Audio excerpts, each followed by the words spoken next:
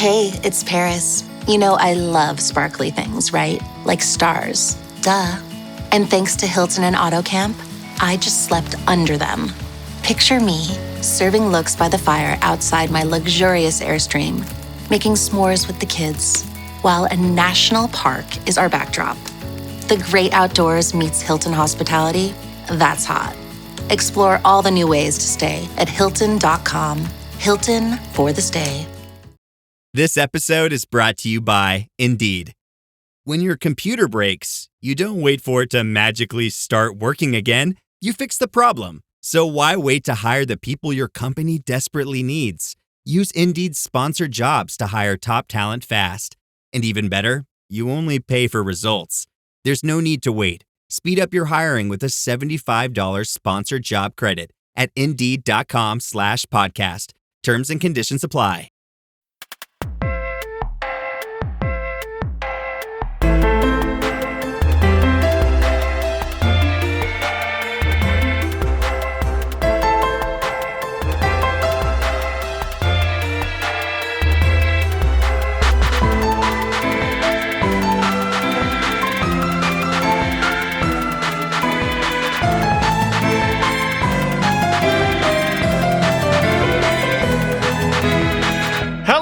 And welcome to Dice or Roll, the queerest Pathfinder podcast on the planet, where it's the hard questions like, what are the interim Finder games? The what? Okay.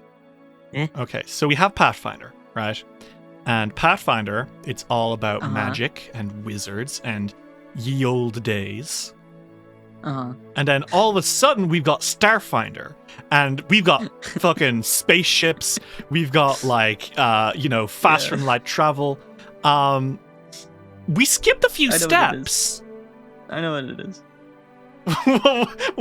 What are the interim Finder games? What is the step we missed, Ritz? It's job finding. Really got their asses, man.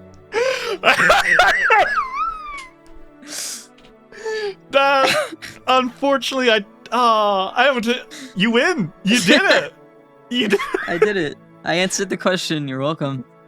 That's pretty good. You fucking idiots, you fucking buffoons. You are all forgetting about the most important game of all, Pony Finder, which exists and is real. Shit. Yes, Pony Finder is... You actually sound so insanely tired and sad that it exists. Pony Finder does exist. Where in the timeline? Okay, so we have Pathfinder, which is... the fantasy times. We'll see up to the 1800s. Then we have Job Finder, which is very obviously like contemporary capitalism. And then Starfinder, which is the far future. Where in our reality is Pony Finder? You know what? I think we've solved the gap. Stop. Why would you ever say this to me? Stop. You don't like it? You don't like that this is what actually happened in the gap? Twilight Sparkle, get his ass.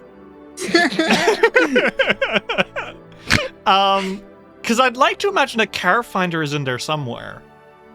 Yeah, so Tesla is like the whispering tyrant of Car Finder. Oh, I like that. I like that. Okay.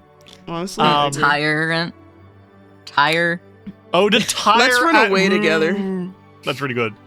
Let's run away together.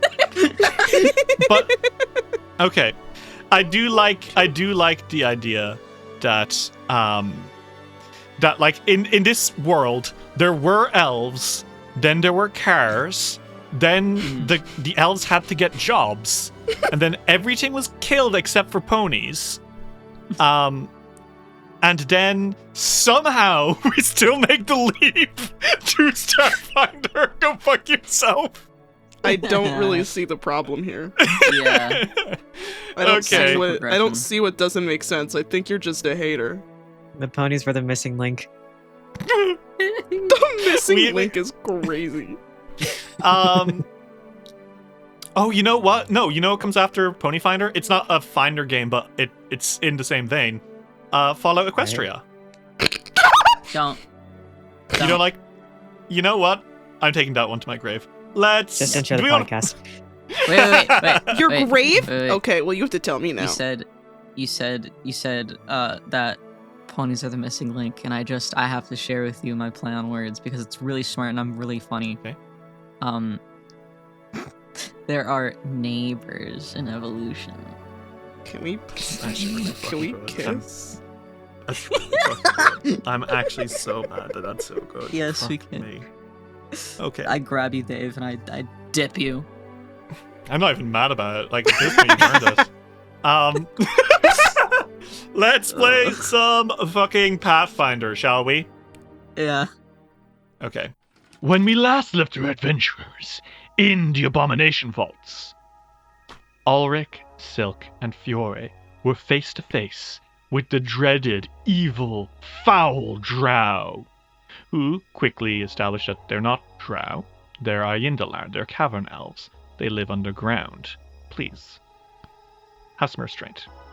We're not boogeymen. We're people. We have a city down here. We run businesses. It became apparent that Otari's closest neighbor was not the city of Absalom, but the city of Ildaris, a whole realm full of cavern elves. You were invited to make your way deeper into the dungeon to meet with the ruler of Ildaris, who seemed to have need for heroes. However, you also found a way out of the dungeon, being told which way the teleportation circle lies. However, as you made your way towards it, you found a woman, a Gorgon, whose mind had been somehow numbed until she was unable to speak. Nicknaming her Murmur, you left her with the Aindalar and made your way deeper into the dungeon, only to be attacked by a sword-wielding wyvern, Fjogratz, who told you of an even greater dragon deeper below. With all this in mind, you soon found your way to the teleportation room, reawakened the circle, and finally, you guys began to teleport home. And fellas, would we like to make the journey back home? Fucking finally, Oh, yes. Please. After 4 fucking days in the dungeon. It's Yeah. pretty crazy. So, shall we? We shall. Ulrich, Silk, and Fiore. The three of you, along with Borbo and Dromai, make your way through the Fogfen. It is evening now. The sun is setting. There are lights out in the Fogfen, more than you've ever seen. Once it might have been an anomaly to see these torch-like lights flickering in the distance. But now they're so common. What is it that the people in the dungeon call will-o-wisps? The eyes of empty death? They say that Nimbolot is able to see through them. But keeping your eyes on the path before you instead of wandering into the fen, you feel cold air on your skins for the first time in 4 days. A light drizzle kisses at your hair. Wind blows past you. You are free from the grasp of the dungeon. Fiore, you hold your shield up, letting the gem within the lion shield's forehead light the way. How are you all doing as you make your way home? Oh, Silk has never been so happy to be outside.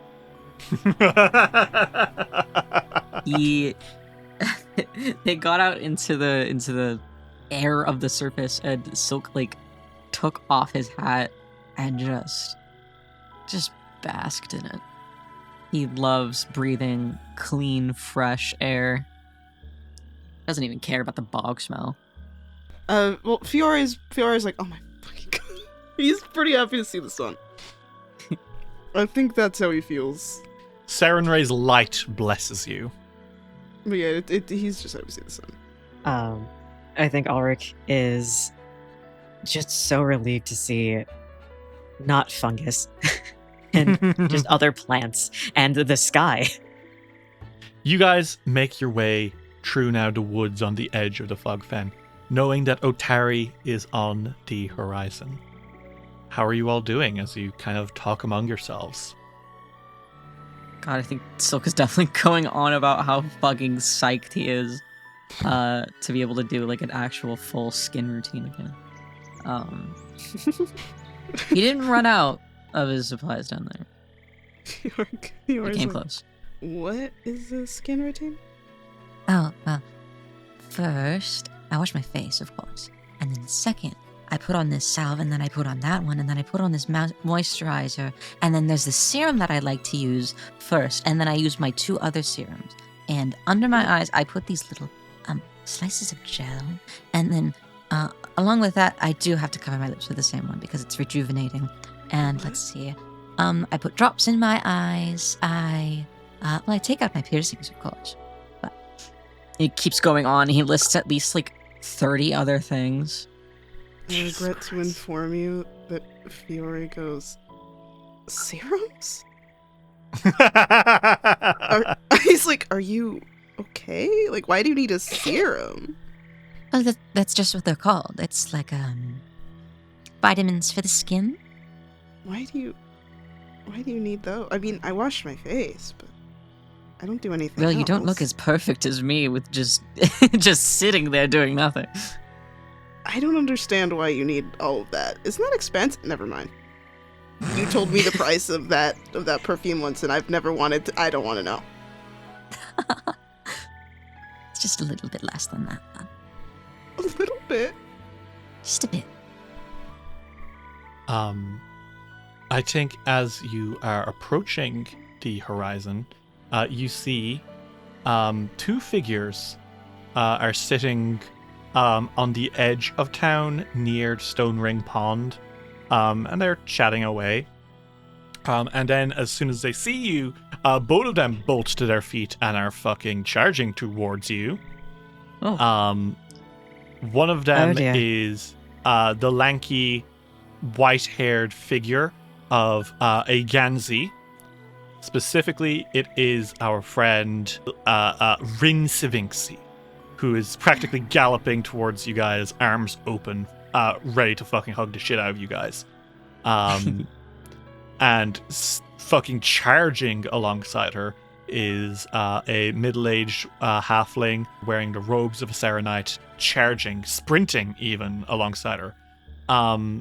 Rin tackles into Ulrich and Silk, arms wrapping around you guys.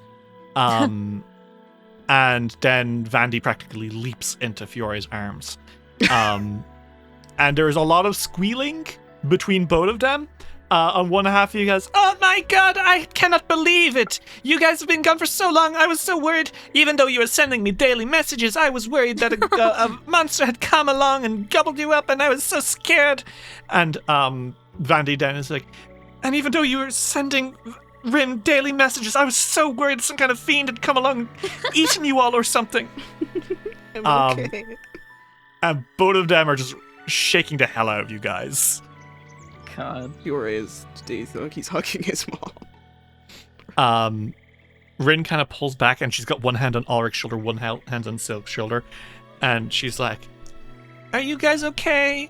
Oh, you look so pale. Oh, it's been so long since you've seen the sun. It's been quite a while. I'm so glad you missed us. I'm so scared every day. Don't ever put that kind of pressure on me again. My feeble heart can't handle it. You didn't do it on purpose. I'm so sorry. It's okay. We're all fine.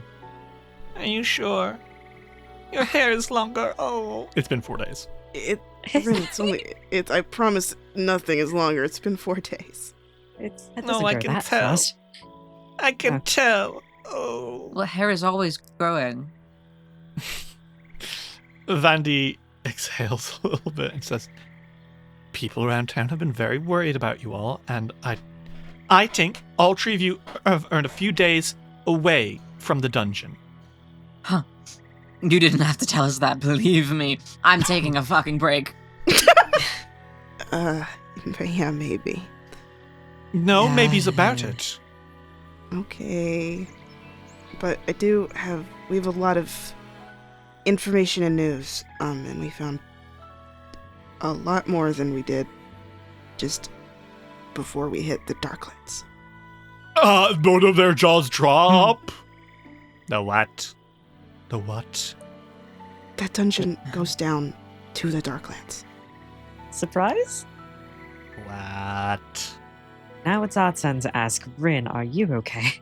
Yes, don't worry about it. Too late. Don't worry no, about it's it. fine. Don't worry, it's fine. Best up. Rin starts wringing her hands a bit, and Vandy gives you guys all a very stern look of "talk to me after this," and nods at Rin. If you don't mind, now that I'm happy that you are all alive, I'm going to retreat into my tent to do some stuff. Is this all right? Are you sure? Not a Yes, problem. I'm sure. Since Good luck. Since I won't be Okay, in, man. Since I won't be in the dungeon for a few days, I can help you with that thing you were asking about before. Oh, yeah. Don't freak out. It's fine. And I think she stalks off like a little hurriedly. I don't trust that. Well, maybe she just really doesn't want help. I just don't believe that. She said the same thing when we were all busy after she told us about the Hounds. Okay, That's the so she problem. told you guys about the Hounds as well. Yeah, I think it's Yes. like, I think it's like her thing that she's nervous about all the time. That woman is driven to desperation by these Hounds. I can't make sense of her all of the time. She's elusive, but I really do think you should have a talk to her. And she says all this while fucking clinging to Fiore's leg, by the way. Like, she has not let go once. I don't Now- blame her. Fiore's not doing anything to stop her, so. I would definitely recommend that you all go home to your respective families, but then tomorrow you come over to the temple and we'll serve you some dinner. Ah, that sounds lovely. Thank you very much. And I think you guys are able to return into town. Fiore and Vandy, you go this way, back to the temple. Mhm. Ulrich, you make your way into the edge of the woodlands towards your family's vineyard, where you are welcomed with open arms. And Silk, you return into Who did you leave in charge of Egonis?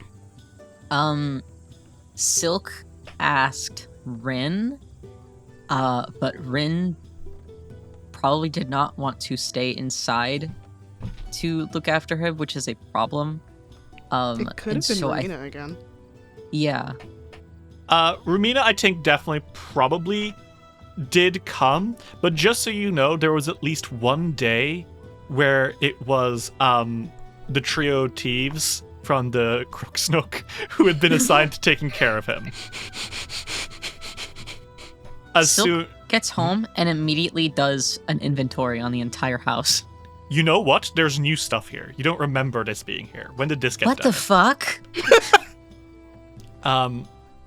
There's also a little pamphlet about the intersection of Shellonite and Serenite teachings. How did that get there? That's nuts. I don't have use for this. Rumina left it as a gift. Creepy. Regardless, do you guys all get a good night's sleep together? Because holy shit, in your own beds, you know when you like lie down in your own bed after not being like at home for a while, and you can just feel your back kind of settling into the right spot, and you're like, oh yes, thank fucking god. Yeah. Silk Yeah. does all of his duties for Egonis and makes sure that he's comfortable. And then he goes to his room. He crashes onto the bed. He falls asleep immediately. He doesn't even do a scare routine. Ulrich and Fiore, both of you are fawned over by your respective families. And I will say, on the road back home, the people who are out, when they see you, there's like a lot of cheers for you. A lot of people are excited to see you. Smile. Ulrich cannot help but blush a little every time that happens. So, how long do you guys want to spend out of the dungeon? Because you know that group of Ayendalar are not going to be there for super long, but also, guys, you have earned a break. At least a fucking day. Like a whole Surely, day. at least a day, but I think you could even go for like 2 or 3. How long did they say that they were going to be there? They're going to be there for another week. Okay, then I think that they could go like 2 or 3 days. Yeah, Let's say 2 or 3 3 seems days. pretty good. Okay. At the request of his mom, there's like, you're not doing that. Vandy is very much like, stay here. I think she probably sleeps in your bed tonight, Fiore. I don't blame her. She loves her little baby boy. Ulrich, that doesn't happen with you, but they do make you like a full course meal of literally all your favorites, just the way you like it, because they're like, their fucking son boy. Ulrich is like, oh my word, okay. They keep making you dessert. Like, your mom at one point is like, do you want another? And you're like, oh fuck no. Mother, please, I'm gonna pop. You guys spend a few days here in Otari. Just to bring up a few things you know in town that you that have happened or people are wanting to deal with. There's the ruins of the Thirsty Alpaca, which are haunted as fuck, and the ghost in it hates you, Silk. That might need to be dealt with eventually. San, Evanwer's sister, has not been around the Drunken Dragon as much recently. You have been invited to go to the Giant's Wheel, Otari's water wheel, to meet with Esri Longturner. She's the Dromar lumber butch who lives in the Giant's Wheel's attached house. And she has something she wants help with. And those are just some of the things you can do here in Otari. So, my question is, what's up? What do you guys do? I mean, Fiore's wanted to deal with the haunted stuff. He could deal with that because it's something he promised those kids. You're like, listen, it's fine. I'll just take care of it myself. This is very much so the kind of thing you would have dealt with yourself a long time ago. Mm-hmm. Fiore, do you want to make your way into the ruins of the Thirsty Alpaca to see if you can deal with whatever is haunting the place? Yup. Morning comes, Fiore, and you make your way through the streets. There's more people around now who are seeing you and smiling and waving because they're very relieved that now you're here. Thank Christ. And you make your way. Very apologetic. I think like someone hands you like some food, someone pats your back. It's great. He's having a good day. And you make your way towards the ruins of the Thirsty Alpaca. This place, unlike the rest of Otari, feels weird. Feels spooky. Mm-hmm. The ruins here, obviously, they were once this is where a tavern once stood. Yeah. But now it is devoid of life, empty, dark. The burnt skeleton of a building now lies in wait. And according to the kids in town, there have been some very frightening noises coming from inside. And according to Silk, it's a bitch-ass ruin that is rude as shit. So, Fiore, as you stand here on the edge of the ruins of the Thirsty Alpaca, looking into the stone, you feel a little bit stronger than you used to. Largely because you are level 10 now, huh? That is crazy. It's bizarre. Halfway to 20. Obviously, this campaign doesn't go to that, but like this is the big one as far as level ups go. You get like it's kind of like a milestone, right? To hit level 10, the double digits. I mean, I think that it just is a milestone because it's like it is the halfway point to 20, and it is like kind of like you get. I mean, like, the feats you get at level 10 are pretty good. Mm-hmm. Mm-hmm. So why don't we delve into some of that stuff? Okay, so first off, ability boosts. What did you get? Constitution. Alas, I'm just. Makes sense, right? You were literally sleeping in the dungeon. You had to kind of be at your best, right? Oh yeah. So, okay, beyond that then, you would have gotten a class feat, a skill feat, and a archetype feat, right? Mm-hmm. Well, what did you get? Well, for my class feat, I took Radiant Armament. I have new... Or, I don't have actual runes. I have new, property runes that I can choose for my sword. So beforehand, it would have been, Ghost Touch and, I think, Vitalizing, right? But now, what are your options? I add Astral, Brilliant, and Holy. Each of these is fucking incredible. Astral is basically a better Ghost Touch, because it does Ghost Touch, but it also does extra spirit damage, which in your case will be holy damage. And if you attack a creature that's possessed, you don't damage the possessed creature, only the creature attacking. And on a critical success, you can expel them from the creature when you hit them. So awesome to me. And then there's so awesome. Then there's Brilliant, which does extra fire damage and spirit damage if it's against fiends, and vitality damage if it's against undead. When you crit, you blind them, and then you can use the activate Shine Bright, which allows you to stab your sword into the air and shine light to counteract darkness. So if someone casts a darkness spell, you can be like, fuck off. I like it. And then Holy, right? Holy, it does extra spirit damage, extra if it's against an unholy target. And you can basically heal yourself when you strike unholy creatures. Mm-hmm. Which of these runes do you think is your go-to right now?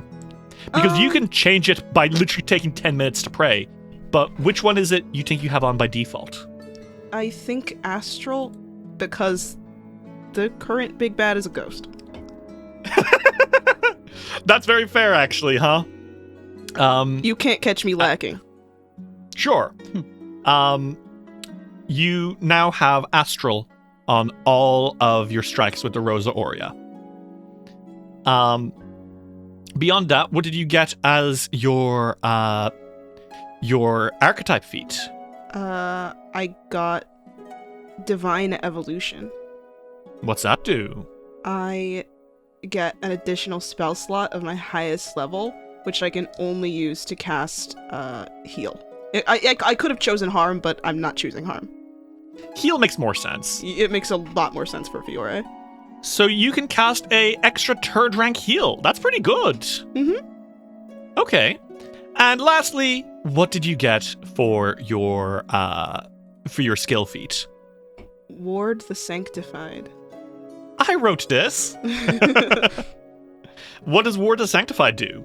I can spend a minute arranging and imbuing trinkets on a creature to protect them from the ire of creatures with the opposing trait and making a secret religion check. Yeah. So basically, you can give Silk or Ulrich a rosary and be like, stay safe out there. God loves you. And when a bad guy attacks you, one of these people, it can basically... Your religion can maybe give them a penalty to attacking. Mm-hmm. Which is very cool. And in the mornings, I will ask, who are you protecting today? Who are you giving a little trinket to? It's like Mafia. It low-key That's such a is. nice joke. Who are you giving a trinket to? Oh, I'm every sorry. day? It's like Among Us. Okay, man. Did you want me to update it for the fucking audience? All right. Epicmafia.com. Danganronpa Dinner Moth. Okay. No. And is that you, Fiore? Yeah, also, it's Silk today. Okay, so you knocked on Silk's door before coming to the thirsty alpaca. He answered, and you pressed a fucking little handmade sun symbol into his hand and said, "Keep it safe. It'll protect you." Before dashing out into the. Oh, I don't know why you said it like that at all. Because I'm being evil. What did you make, Silk? I think that it's kind of like I think that it's stuff that you can put on a necklace. Because I wear a chain everywhere. It's like you know what? You know the little. It's charm makes it sound like it's just a charm, but you know like the charms that come on necklaces, like religious necklaces with like the Virgin, they wear them in bed, like that sort of thing. Yeah, it's like that, except it's an image of the sun. Oh, That's cute. He has a couple, but. He made a couple because he knew Silk would prefer to have different things on occasion. Yeah, he picks the prettiest one, and he fastens it to his to one of the buttons on his like little short cloak. That's cute. That's cute. Really good. Okay. And that's you, Fiore, huh? Mm-hmm. If anyone else wants to be here for what it's worth, Silk or Ulrich, if either of you want to have come to this with Fiore, you can. Otherwise, Fiore can tackle it solo, or if only one of you wants to, that's fine. Basically, you tell me if you want to be in this alone or not. Silk is watching from his window. That's crazy. Fiore is happy to have company for this. I think he's like walking and he sees Silk and he tilts his head and he waves and he makes a motion like, "Do you want to come?" He opens the window, and he's like got his hair tied up, and he's like, Hello, Fiore. I'm good up here. Are you sure? Oh, yes. You've got it handled, right? I mean, I do. "You're a sturdy young man." Thank you. He's shouting across I think it's like across the river. Yeah.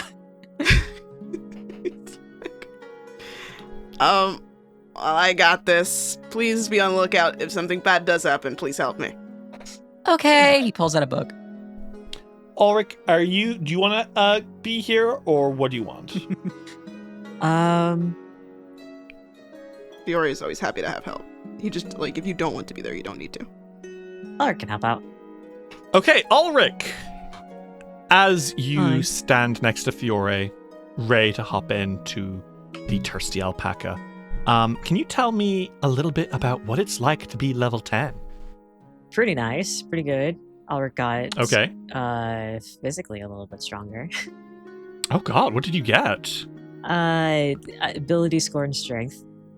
Oh shit, you're gonna bap people even harder with your loot now. Yeah. Awesome. Okay, what else you got? I had Ulrich retrained just a little bit. Okay, makes sense. So he now has profitable business venture as his skill feat. And I think we'll get back to that, right? We will get back to that one. I think that one's gonna be. We might be able to talk about that. We're gonna pocket that one for later, so keep that one in mind. And then for his archetype, he got harvest reagents. Interesting. And what's that do? You have learned to make the best from plants and fungi that have been cut down. You can spend 10 minutes to gather reagents from a dead creature with the plant or fungi traits. So if we encounter any fungus or plant-like creatures down in the Darklands area of the vaults, Ulrich can just make more potions. That's so funny. You find a giant mushroom monster and you're like, 1 second, I'm going to make him into a potion. Pretty much. But that does really mean good. That does mean that if Ulrich does just get a little bit of time, then he can just make an infinite amount if he wants to. Yeah. Basically, obviously, as many as you find plant monsters, which, you know, going deeper and deeper into the Darklands, weirdly becomes more and more common. Yeah. But yeah, you no longer are limited to explicitly 6 per day. you now have the ability to go a little bit higher. Yeah. Which is very nice. And what did you get for your class feat? My class feat. Oh, this one's fun. My class feat was Courageous Assaults. Fuck me running. Yeah. Yeah, honestly. Tell With the a mighty fucking class. With a mighty shout, you can stir an ally to attack. If your next action is to cast Courageous Anthem, one ally of your choice who gains a stat bonus from the spell can immediately use their reaction to make a melee strike. Hey, Fiore. You're gonna have a lot of fun with this. Guys, I think I'm starting to like this. I think I'm starting to like Ulrich. You get an action that you're able to be like, okay, Fiore, kill. That, or if Silk wants to pistol whip somebody. Silk just fucking smacks people around. I really like that. I'm really excited. That's gonna be great. And is that you? You also have spells, but I dare not ask, right? Checks my spells. Oh, yeah, that's gonna wait. I'm so fucking scared. Smile. I'm genuinely startled.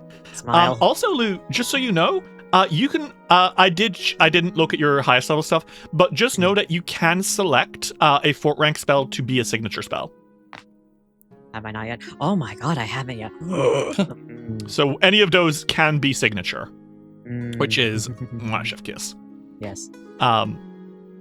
Infinite cleanse afflictions. At this point, I feel like it's necessary. Honestly, with the amount of shit you keep getting put through. Anyway. Yeah. At this point, 4th rank ain't enough. I need to go to 5th rank for this shit. Is that you? Yeah. Yeah. Okay. Yeah, so Ulrich shows up and he's like, Silk is in the house. Honestly, considering the breakdown that Silk had in the dungeon, I do not blame him. We can give him a break. Oh yeah, no, he's just also watching? Oh, is he? Ulrich hears a wolf whistle. That's crazy. Ulrich turns back with a smile and says, "I love." His like reading glasses are pulled down, and he does like the little like finger wave. Well, Let's deal with these ruins. yeah, let's see what's going on. Especially if these kids keep going. I don't want it to be anything. Even if it's not haunted, it's something else. It's not safe for them, and I want them to have a safe place to play. You know what I mean? Yeah, and even we should really try to clean this up at some point, just to make it a bit more safe. I can't imagine ruins, even in a town. Abandoned building, decrepit, Yeah. dilapidated. Not great for kids. Yeah. I could definitely get that started. I could talk to the once we deal with this, I could talk to the temple about getting a little team of cleanup crew just to be able to help. I can also speak to the mayor, get some hands on it. That's a great idea. Here we go. The fuck? Okay. I guess that's the cue to go inside. Yeah. Would you like to try and navigate your way into the basement of the Thirsty Alpaca? Sure. You push some rubble aside and you find a stairway leading down. And as you do, you hear another voice being like, "You think you will come down here?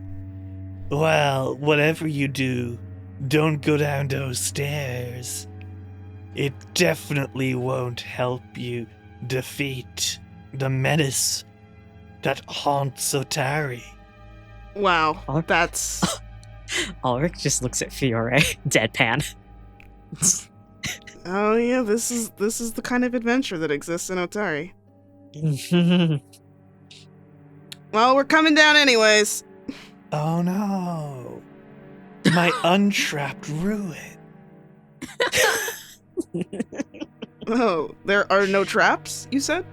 It's completely safe, and it'll help you defeat the menace that faces Otari. Ulrich is looking around anyway. There's no fucking traps. Ah, wow. Yeah, he's not kidding. Let's go down. Yeah. You guys make your way down. I don't know if you've ever been in a ruined basement, but it's a ruined fucking basement. Like, the ceiling has partially collapsed. There's rubble everywhere. It's quite dark. And when you come down here, you hear, and then the sound of some scampering. Come out? Why didn't the traps work? I'm a really strong adventurer. I know you. You work for Menhims. Work for? You're part of his little brigade. Brigade? Brigade? Well, whatever you do, you won't be able to take Otari. It is ours. Have we heard Would you that like- before? Would you like to show yourself? No, because you'll kill me. I And don't kill shan't. anybody. I don't kill Bull- anybody that isn't Come the hurting fuck- people. Come on, dude. You're with Menhims. I'm not. Wait, okay, I'm really confused. Just tell me who you are. I'm not gonna hurt you. I literally cannot lie. I am a champion of Sarenrae. It is literally against my. It's like against my religion. You're not with Menhims? Like the mayor? I don't know what you call him. I'm really confused. Please explain who you are, and I can help you, maybe, or at least figure out what's going on. Yeah, we're here on account of a few kids who said that this place was haunted. Those children are wrong. This Well, is my lair. Fantastic. But your you're not lair? with... You're not with Menhims, then? I mean, he's not here. I know him. Then... Are you on my side, then? I'm not on anyone's side right now. I have no idea But who you could are. you be convinced to help me and not kill me? Well, I have no plans to kill you right now. Do you promise? I promise. Okay. If I reveal myself and you slay me, just know that is a dick move. Yeah, I don't do dick moves like that, so. And a figure comes out of the dark. And as it does, you hear a click, click, click, click. And what stands in front of you, I regret to let you all know, is a skeleton! Oh. This particular skeleton appears to be some sort of small reptile on two legs. It has a candle melted onto its forehead, Oh. and it kind of approaches you guys and says, It is I, Clankle. Clankle? That is my name. It's nice to meet you, Clankle. Hi, I'm Fiore. Ulrich. Are you a champion of Sarenrae? Yeah. Oh, thank gods. There's so many skeletons down here. I'm really afraid. Oh my god. I know. It is rather unbelievable. Fiore looks at Ulrich like, oh my god. Oh my god. That's what's going on in his head. Because, oh my god, there's a skeleton that doesn't realize there's a skeleton down here. Ulrich is facing the similar conundrum of how he was trying to tell Silk that drow don't exist. How do we tell this guy that this is a skeleton? I am very frightened. You see, after my apologies, you're not with Menhims, but after Menhims tried to take Otari back from the kobolds, I was forced deep underground, and I uncovered some sort of immense dungeon. Oh. And it's full of skeletons and undead, and more than a few ghouls who claim to be librarians, but I don't believe that for a moment. Ah, fuck. You were in the vaults? I don't know, but I'm not there anymore. I was able to dig my way out. You dug your way from the vaults to here. And back. That's impressive. I've returned now to conquer Otari. Okay, well... Oh, goodness. See, the way it was is like, we had Otari and everything was fine. And then the cruel and hated Menheims conquered us. And most of us were like, let's go. Let's dig away from Otari. And we found a dungeon. And there were some devils. And I didn't quite like that. So I dug a little more. And then there were undead. And I liked that even less. So I ran away. And now I'm back. And I'm going to destroy Otari. And I'm going to take it back from the hated Menheims. Oh, well. Wow, this is loaded. Okay. Did anything... He looks up at you with big hollow eyes. Yuri looks... Yuri scratches the back of his neck. So you were with the, what was your clan's name? The Stone Scale Kobolds. Okay. Because Yuri can't lie. He literally can't lie. But he also doesn't want to, like, lie to this guy. But he's also like, how do you... You know, okay, so there are skeletons down here? Yes. And ghouls. And... oh, perfect. Just in the basement? Oh, no, I dug away from them. Oh, in the dungeon. Yes. We're handling the dungeon already. We took care of the ghouls, at least. Yeah, Right, the we took ghouls care of have all- I've been digging for some time. It was very easy to dig into the dungeon because all my friends were with me. But digging out of the dungeon was a little trickier, but I got there in the end, in one piece. Uh-huh. Did anything happen to you down there? Well, there was just one point where I had a very nasty fall. Oh, I'm so sorry. It's okay. I really thought it would hurt more, but it happened and then I was like, youch. And then I kept going and everything was fine. And then you kept going. Well, you're persistent and steadier than you look. Now, I must ask, do you have any idea how I can retake Otari so that my kin don't have to live with the devils? We're, actually, we met with your kin. We helped them out of the dungeon. Oh shit, no way. Then I Yeah, guess I'll just go back to them. What was your name again? Clankle. Clankle Stone Scale. Clankle. Can we sit and talk for a minute? Well, I'd rather go conquer Otari.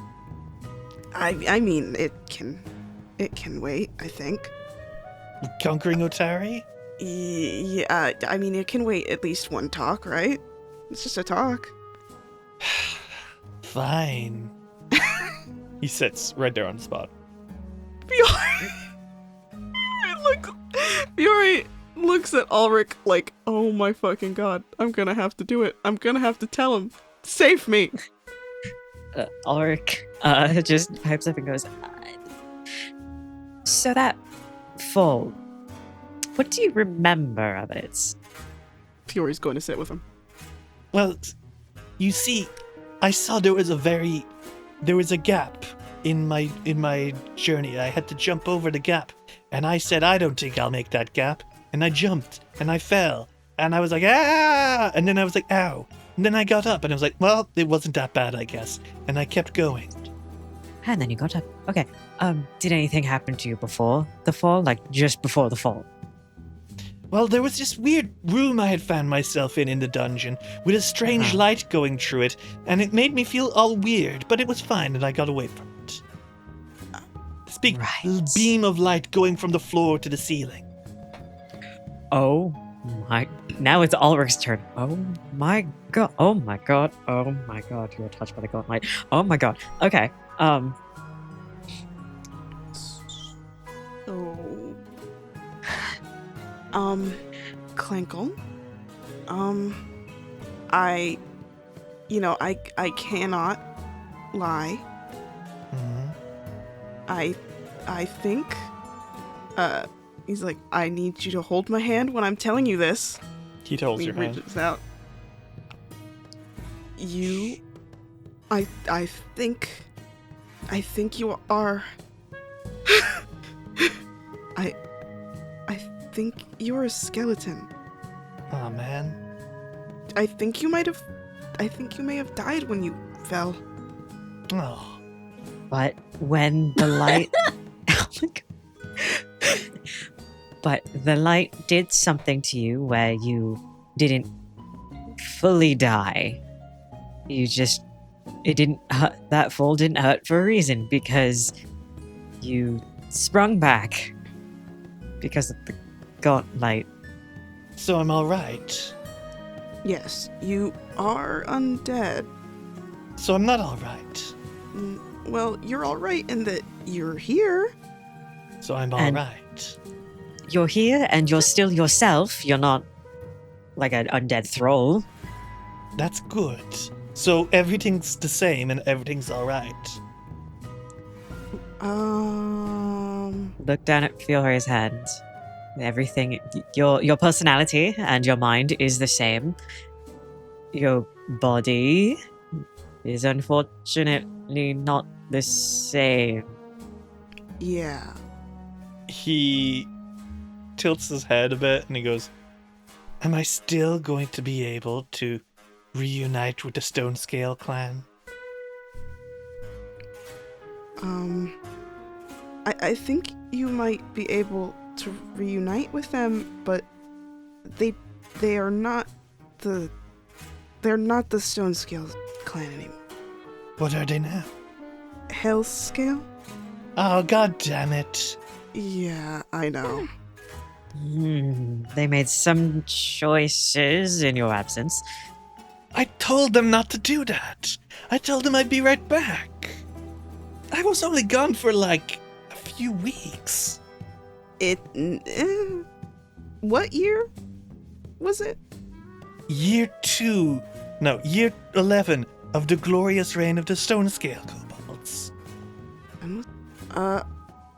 It's been like at least 200 years since then. Oh man, Yeah, I'm so sorry. this is bullshit. It has been a long time. I mean, I don't think that they'd refuse to have you or anything, but I guess I'll go sort this out. I will make them return to being the Stone Scale kobolds, and will reinstate myself as ruler. you were the ruler? Well, I should have been. Okay, well, just so you know, they are trying to take over Otari via Oh, fuck yes. the route of democracy. What is They this will- democracy? Voting for who will be in charge of Otari. This sounds wonderful. Bring them here into my lair. For some reason, I do not feel like leaving. It's probably tied to this place. Is it? Well, I mean, I don't think that it could hurt. true. We could. And we can still ask for...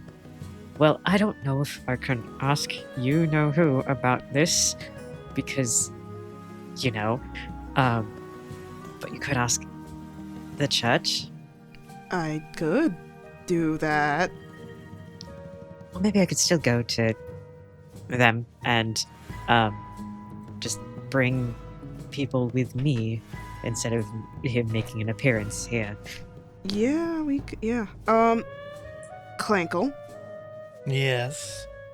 We'll be back with your people and perhaps help. Okay. That sounds good to So- me. We'll see you in a bit. Crankle kind of clatters a bit and says, "Bring them all to me, and a new reign of Cobalt will come over Otari. Just so long as it's done from the darkness." And he kind of shudders back into the shadows a bit. They leave. They leave, and Fiore puts his head in his hands, and he goes, "Ulrich." Well, this is gonna be something. He's a skeleton. He is a skeleton from several centuries ago. He's a skeleton from several centuries ago, and he wants to take over Otari, and I can't let him do that, but I also really don't. He seems like he's fine. Well, here's the thing. It depends on how good the Cobalt's campaign is for the next election. And hopefully, after said election, they won't try to overrun via violence, because that's when we have to step in. I mean, I think if we just keep talking to them, we can essentially convince them not to do that. At least, that's what I think. That's fair, yeah. They seemed, no offense to them, fairly easy to convince. And I don't particularly want to hurt them, since, I mean, they were trying to, I guess it's complex. They were sort of run out of town, and I don't think that an entire people need to be paying for that forever. I also don't want them to take over Otari, but I highly doubt that everyone is going to vote for them. Yeah, they'd have to get really good at democracy, and that might take centuries in that itself. And if they succeeded, I guess that would. I think they'd have to do a lot to succeed. Yeah. Either way, great. Now they have to deal with this. We should talk to the mayor, and I can talk to the church. But to be completely 100% honest, the church's view on the undead is likely because of Sarenrae herself. Right. Like, we don't generally believe in leaving the undead to just because they should rest, and I mean, she is dead. I have kind of conflicting opinions on that myself. I don't really focus as much on undead, especially undead that have their minds intact. Yeah. Because it's confusing and uncomfortable, and I don't like thinking about it. Fair enough. Well, the thing is, he doesn't seem all that evil. Just slighted and bummed out. He honestly didn't even seem that bothered that he was undead. If you want, because I know and understand that you cannot lie, we could bring this up together, and then I can say that it's for the kobolds that are alive to just have a place in town. And then I just can neglect to say that there is a skeleton in here too. That's a lie of omission. We really have to find a workaround for this, because I could definitely take the brunt of all this. I'm so sorry. It's okay. I understand that it's an edict that you must follow. I just don't want you to get in trouble or divine trouble. I mean, it's mostly sunburns, but it's not pleasant. And I don't like to do things that Sarenrae doesn't like, regardless, like, even if there wasn't, like, the chance of some sort of divine punishment, I wouldn't exactly know what to do here.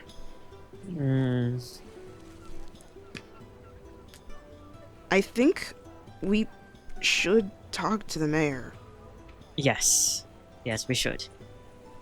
Have I actually confronted him about the whole kobold thing? Well, it would have been his ancestor anyway, but still. Yeah, for what it's worth, Mayor Menhemes is very aware of the kobold situation. He's a little bit, not annoyed by it, but definitely he is having to deal with it. I see. Sorry. So sorry, sir. But I think you guys probably go down to the mayor to go talk to him. And I think it's just going to be a lot of him rubbing his face in his hands going, oh my god. Dice Will Roll will return after these messages. This episode is brought to you by Nespresso and Samra Origins by the Weekend Coffee Collection. Introducing Samra Origins. My collaboration with Nespresso is a connection to my roots, to my mother, Samra. Coffee that hits the right notes. It transports you. Crafted with unique notes and bold, soaring flavors. Experience a taste that moves you. Nespresso and Samra Origins. Discover more at Nespresso.com. This episode is brought to you by Polestar. There's only one true way to experience the all-electric luxury SUV Polestar 3, and that's to take a test drive. It can go from 0 to 60 in as little as 4.8 seconds with the dynamic handling of a sports car. But to truly understand how it commands the road, you need to be behind the wheel. Up to 350 miles of range, the 3D surround sound system by Bowers & Wilkins. It's all something you have to experience to believe. So book your test drive for Polestar 3 today at polestar.com. We now return to Dice Will Roll. Silk, Mm-hmm. how about you? What are you going to do today? Well, Silk does call down to them when he sees them kind of walking away, and he's like, "Wait, how did it go?" He goes, I think you're gonna want to come with us so we can tell you the story while we go to walk to the mayor. Oh, so you didn't get it done? It's not finished, but it's It's not a in- ghost. Yeah. It's not a ghost. No. It's something else, but it's not a ghost. Actually, that's good news. I have a backup plan if you'd like to hear it. I'm waiting to hear back from my lawyer on it, actually. Your lawyer? Maybe I'll save that for later. Your what? My lawyer? What's the plan? Sweetheart, what are you doing? Well, I wasn't sure if already destroyed buildings, I don't know if it would count as arson. If you'd, torch the problem. Don't do that. But if it's not a ghost, that would work better, wouldn't it? He's a guy. It has to do with the kobolds. We're not touching the place, please. Oh. Excuse me, I have to go write Mr. Awthorne real quick. And he goes, you see him disappear from the looking window. Oh, Hawkmore, save me. Rich people. So, pretty good. Silk, after you finish writing this letter, do you do anything in particular today? I really do think that the days that he spends in Otari are spent doting on Igonis and bothering Morlablunt. Okay. He wants to unwind. As you are milling about your house, can I ask what it feels like to be one level higher than 9 and one level lower than 11? Oh, you never ask a man how that feels. I'm sorry. Hold your tongue. It feels pretty good. Silk got some stuff. Silk got some good stuff, actually. Mm-hmm. Start with the most boring. I boosted his wisdom. Makes sense, right? Makes sense. Yeah. I'm not putting that shit into anything else. I'm certainly not putting it into strength. I got monster zoology. Ooh. Oh yeah. When I attempt to recall knowledge to identify a creature, I can ask an additional question if I'm at least expert in the skill I used for the check. So I get to know more. Smile. Awesome.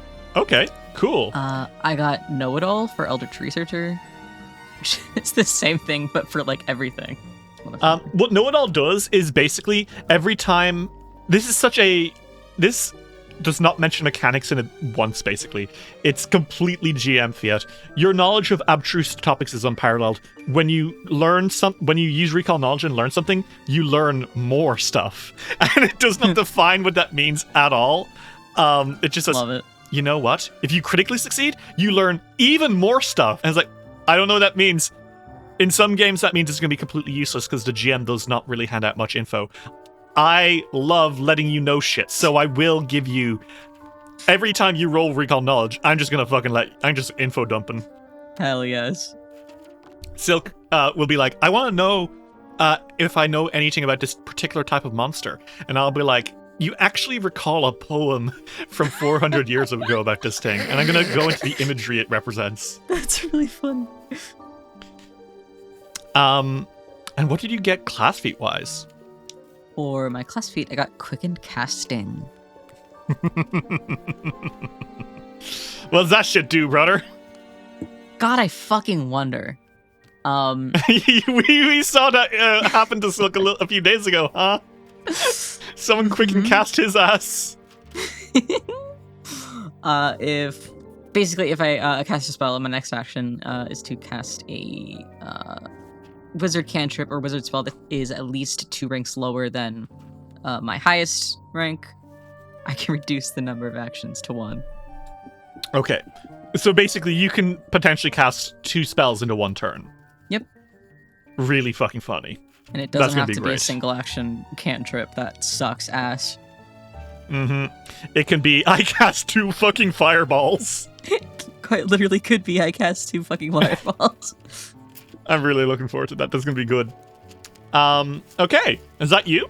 You also have spells, but dare I ask? Well, I replaced something from last time, if you want to talk about that. Yeah? I forgot what Sure. it was that I replaced. I know what I replaced it with. What did you replace it with? I got Consult Tome.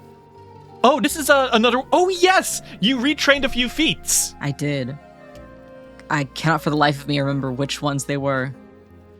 They weren't feats you were using very much. One of them was about info dumping after an encounter, but you didn't do that much because, it's tricky.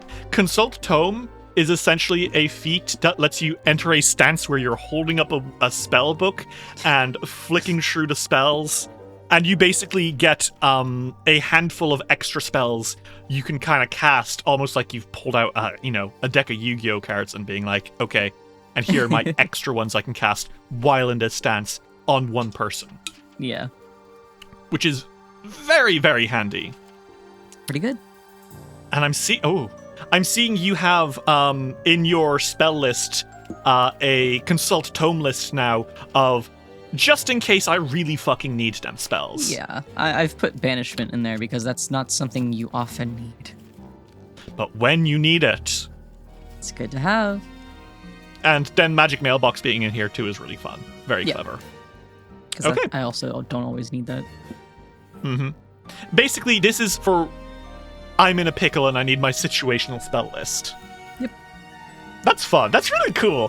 Whoever wrote that feat is really handsome and smart. Yeah, God, you can find Wizards Plus on Pathfinder Infinite.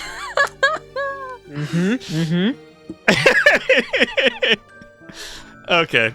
And that's you, Silk, right? I'm pretty sure, yeah. Okay, awesome. What if I fucked this up for you? Man, come on. What if I made things worse? Do it. Just go ahead. Give this man the break. There is a knock on the front door. Silk answers the door. Standing outside, scratching the back of her head, is Oloria Galantine. Oh. The local post lady. Mm-hmm.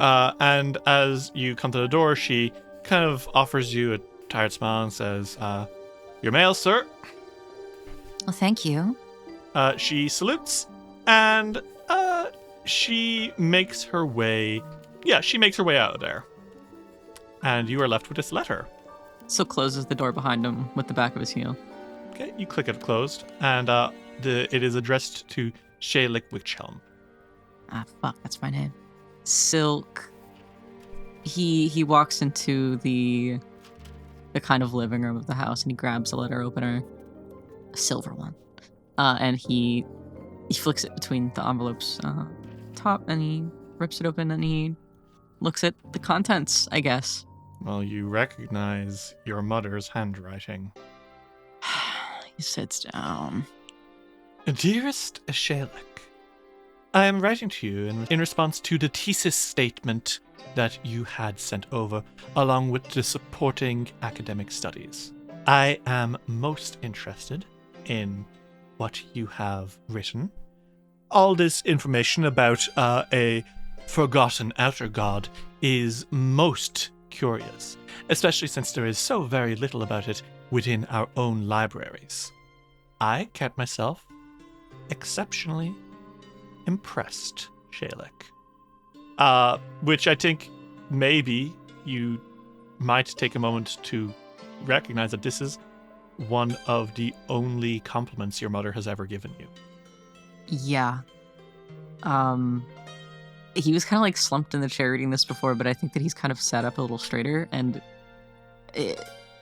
praise from somebody you've never really gotten much, if at all, any praise from feels new.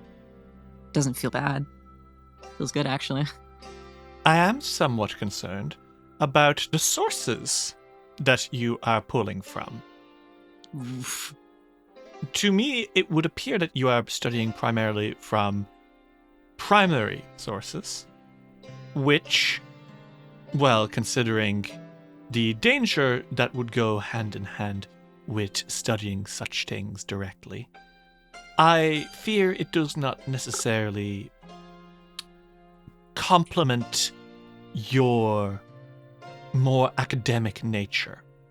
As such, I have made some arrangements. If there's anyone in this family who is able to come and do proper adventuring, No way. it is not yourself. Crazy. Your sibling is a soldier with verified experience. Vocero Witchelm will investigate the area you have been pulling this information from to ensure that it is safe enough for you to continue. If they are not satisfied with the safety of these vaults you describe, we will be requesting that you do not include them as a source until we have had a proper expedition launched rather than what you are doing. We only do this to keep you safe, Shalik. For now, we leave you with this. Vocero is scheduled to arrive on the 11th of Erastus, which is approximately 2 weeks after this letter is sent. We trust you will take good care of your sibling. It regards, Lady Hilarial Witchhelm. Fuck. My fucking god. Okay. Yeah. Why not? Okay, fair. Silk. There's a lot to feel about that. Essentially, to summarize, your mother is worried that you are not an appropriate first responder to the vaults, and she's sending your soldier sibling, who is a veteran who fought in the Mendev Crusades, to ensure that the Abomination vaults are not too dangerous, and if they decide that it is too dangerous, you will not be allowed to use the vaults in your studies, which essentially kneecaps your academic paper. And even worse, they'll send an expedition into the dungeon on behalf of the College of Mysteries, which you not going in there is bad. I don't know if you notice, but that would be very bad, actually. Yeah. Vocero can't go in there because the moment Vocero goes into the dungeon, Vocero will see that it is excruciatingly dangerous. Yeah. Oh, fuck. Okay. How close to the 11th is it? Well, it was 2 weeks away when the letter was sent. Then you got stuck in a dungeon for 4 days. Yeah. So... Today's the 8th. That's a... Oh, fuck. You know, looking on the bright side, Silk is very excited to see Viscera, their little sibling. Oh my god. He's going to have to really pull some bullshit. Oh, fuck. Okay.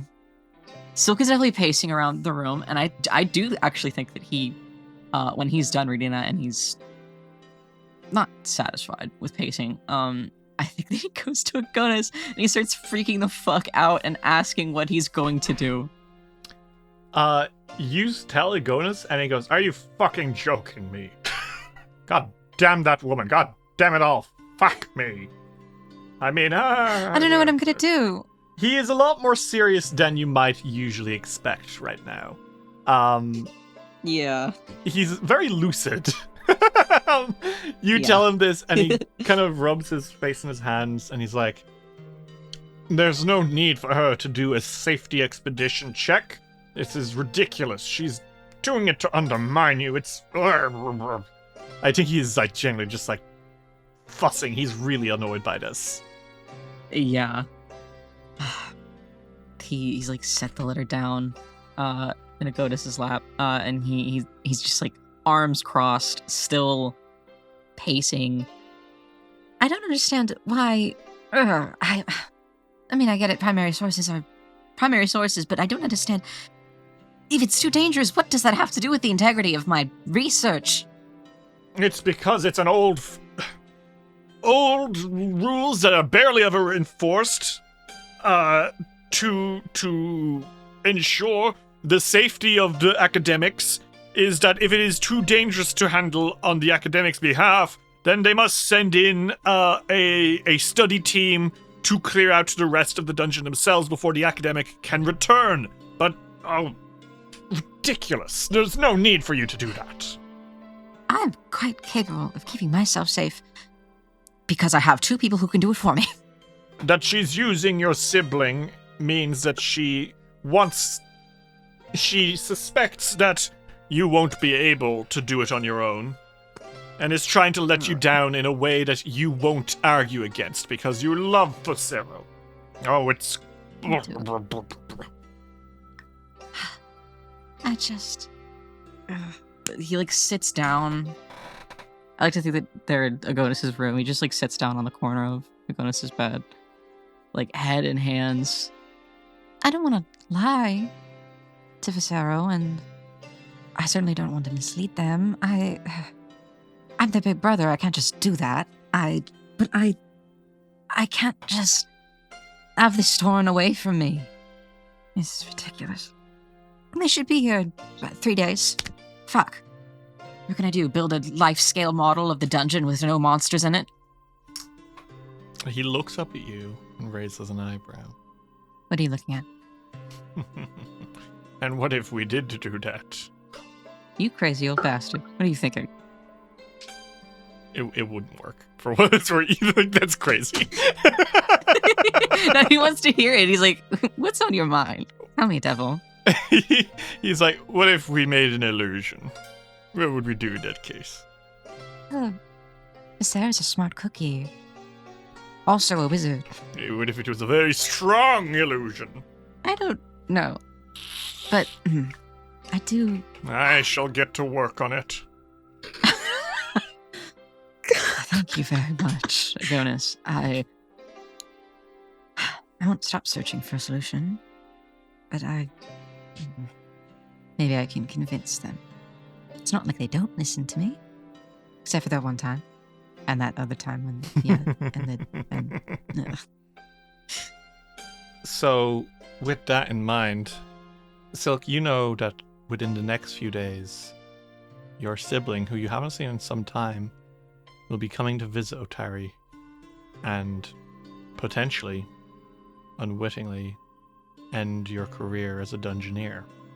You're going to have to figure out how you deal with them when they get here. Yeah. Now, the next day comes. you guys know that there's still stuff for you to do around town. There's plenty to do, even. Just going down the list. Ulrich, you have a personal matter to attend to. Yeah.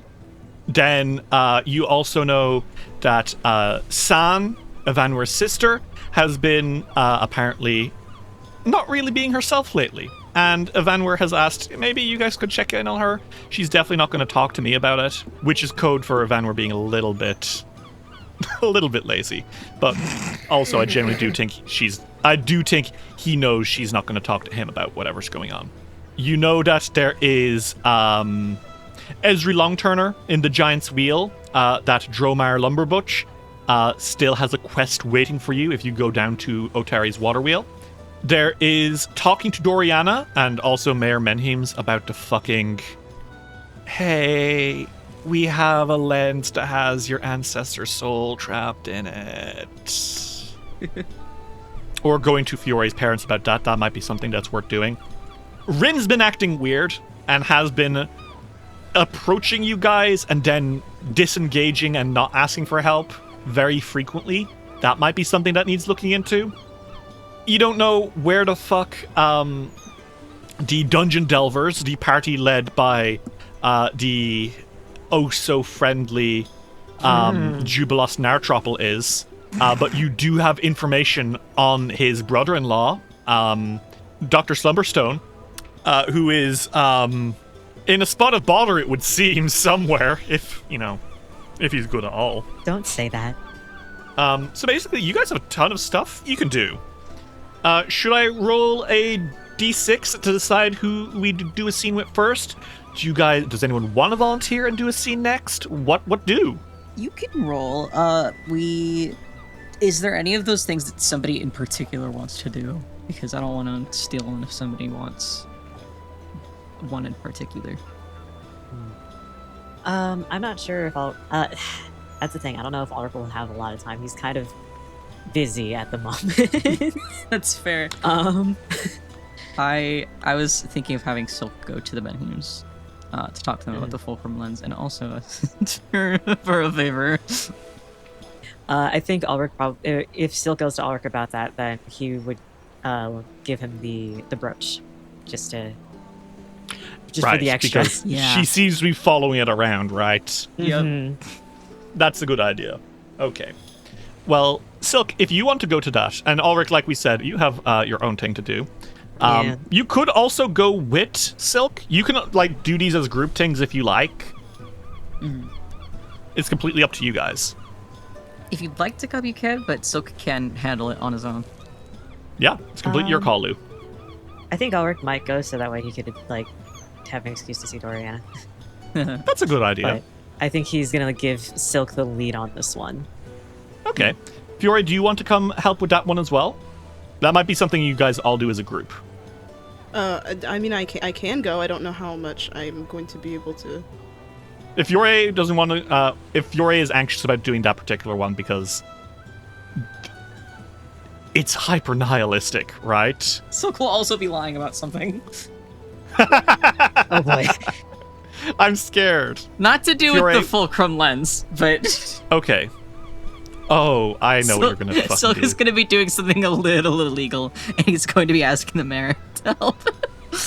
Fiore, if you don't want to, if you'd rather busy yourself around town, you do not need to go to the mayor for this. No, I mean you can go. You probably won't talk as much, but yeah, I think you might all be there for the important stuff. But then, Silk, you have something else to do, right? I have secret intentions. Okay, cool.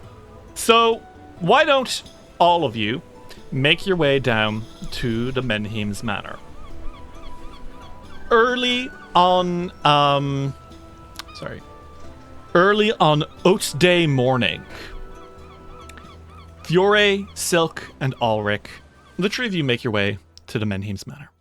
You push past the gates, you knock on the door, and you are welcomed in fairly quickly by everyone present, right? Mayor Menheim's is very busy these days, but he always has time for you. As soon as you make yourselves known on the grounds. Staff are like welcoming you. You kind of come into the foyer, and there's people like taking your coats, taking your cloaks, and you hear the sound of running as barreling down the corridor comes Doriana. Cute. She is looking a little different. She's not wearing those white billowy robes that she's kind of like iconically worn a lot. She is wearing pants. And a tailored shirt. And she's got like one stocking up high, one stocking's kind of fallen down low a little bit. She almost looks a little bit like an adventurer. Ulrich's gonna cry. And she kind of like comes up to you guys, and does that kind of like giddy child idol animation that they do when they're really excited to see you but don't want to hug you because that would be embarrassing, but they're like, holy shit, yes. I know exactly the look. Where they kind of bob. You know what I'm talking about. Yeah. And she's like, hi guys. Hi. Doriana, hello. Look at you. Do you like it? Father ordered it in from Absalom. I do. It looks quite precious on you. It looks amazing. You look like an adventurer. I've been trying to be a little better. I'm still having the dreams. She kind of leans in for that one. I'm still having the dreams, but I'm getting a little better at controlling it. They're nowhere near as scary as they used to be. That's good. That's good. That's fantastic. All three of you really inspired me to do better. Be less scared. I'm glad I could help at all. I'm not very good at archery, but I'm trying. And she kind of smiles meekly at you, Ulrich. Well, I wasn't that good at using a sword for a little while. Mm-hmm. And you three brought the ghost, right? What? Ulrich was about to say something, and then he shuts up. She tilts her head a little bit. I dreamed about it. Okay, oh wow. Well, you really do have those dreams. Well, You never fail to surprise me. your dreams are correct, and as far as archery goes, training will commence as soon as we possibly can. Do you want to talk to Dad first? She kind of kicks the floor meekly. Yeah, we can talk to your father first, and then you'll show me how you progress, okay? Okay, that sounds really good. And as she's leaving, I'm sure all of you noticed that she's so much more outgoing. Yeah. Turns out not having an evil bitch whispering over your shoulder is it's good for your mental health. It does wonders, don't it? What? So she is doing better. Yeah. You guys are brought into Mayor Mantin's office. And he kind of stands and smiles and goes to shake your hand and says, Fogfen Few, I am so relieved to have you back in town. It's good to see you again. Sorry to have worried you. He puts like a heavy hand on Silk's back and says, being honest, morale was a little bit poor this week without you, Tree. Huh. Oh. People in town, they always gossip. We heard that Miss Savinksi was in contact with you, but not having you all wandering the streets or walking down to the Fogfen was making people nervous. So seeing you around town has definitely alleviated things. I'm thankful for that, at least. Is there something I can help you with? Is it to do with the... And he kind of gestures at this fucking stack of letters in scribbly, infernal script. Oh, Jesus. Wait, what is that? It's the fucking kobolds sending him letters about how they're going to rule this town. Intensely funny. I'm so sorry. It's not about that, no. But that is unfortunate for you. What is it then? He kind of turns to look at you, Silk. How can I help? Oh, well, you might want to sit down. He, in that moment, you can see 5 new gray hairs grow. He sits and says, The last time you told me I might need to sit, you let me know that Belcora Haravex's ghost was plaguing the vaults. What on earth could possibly be worse? Well, it's not worse, but it's quite similar, isn't it? Ricky, your brooch? Oh, yeah. And he hands it to Silk.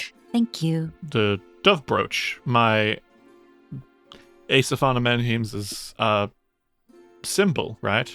Yes, and quite the find. Beautiful thing.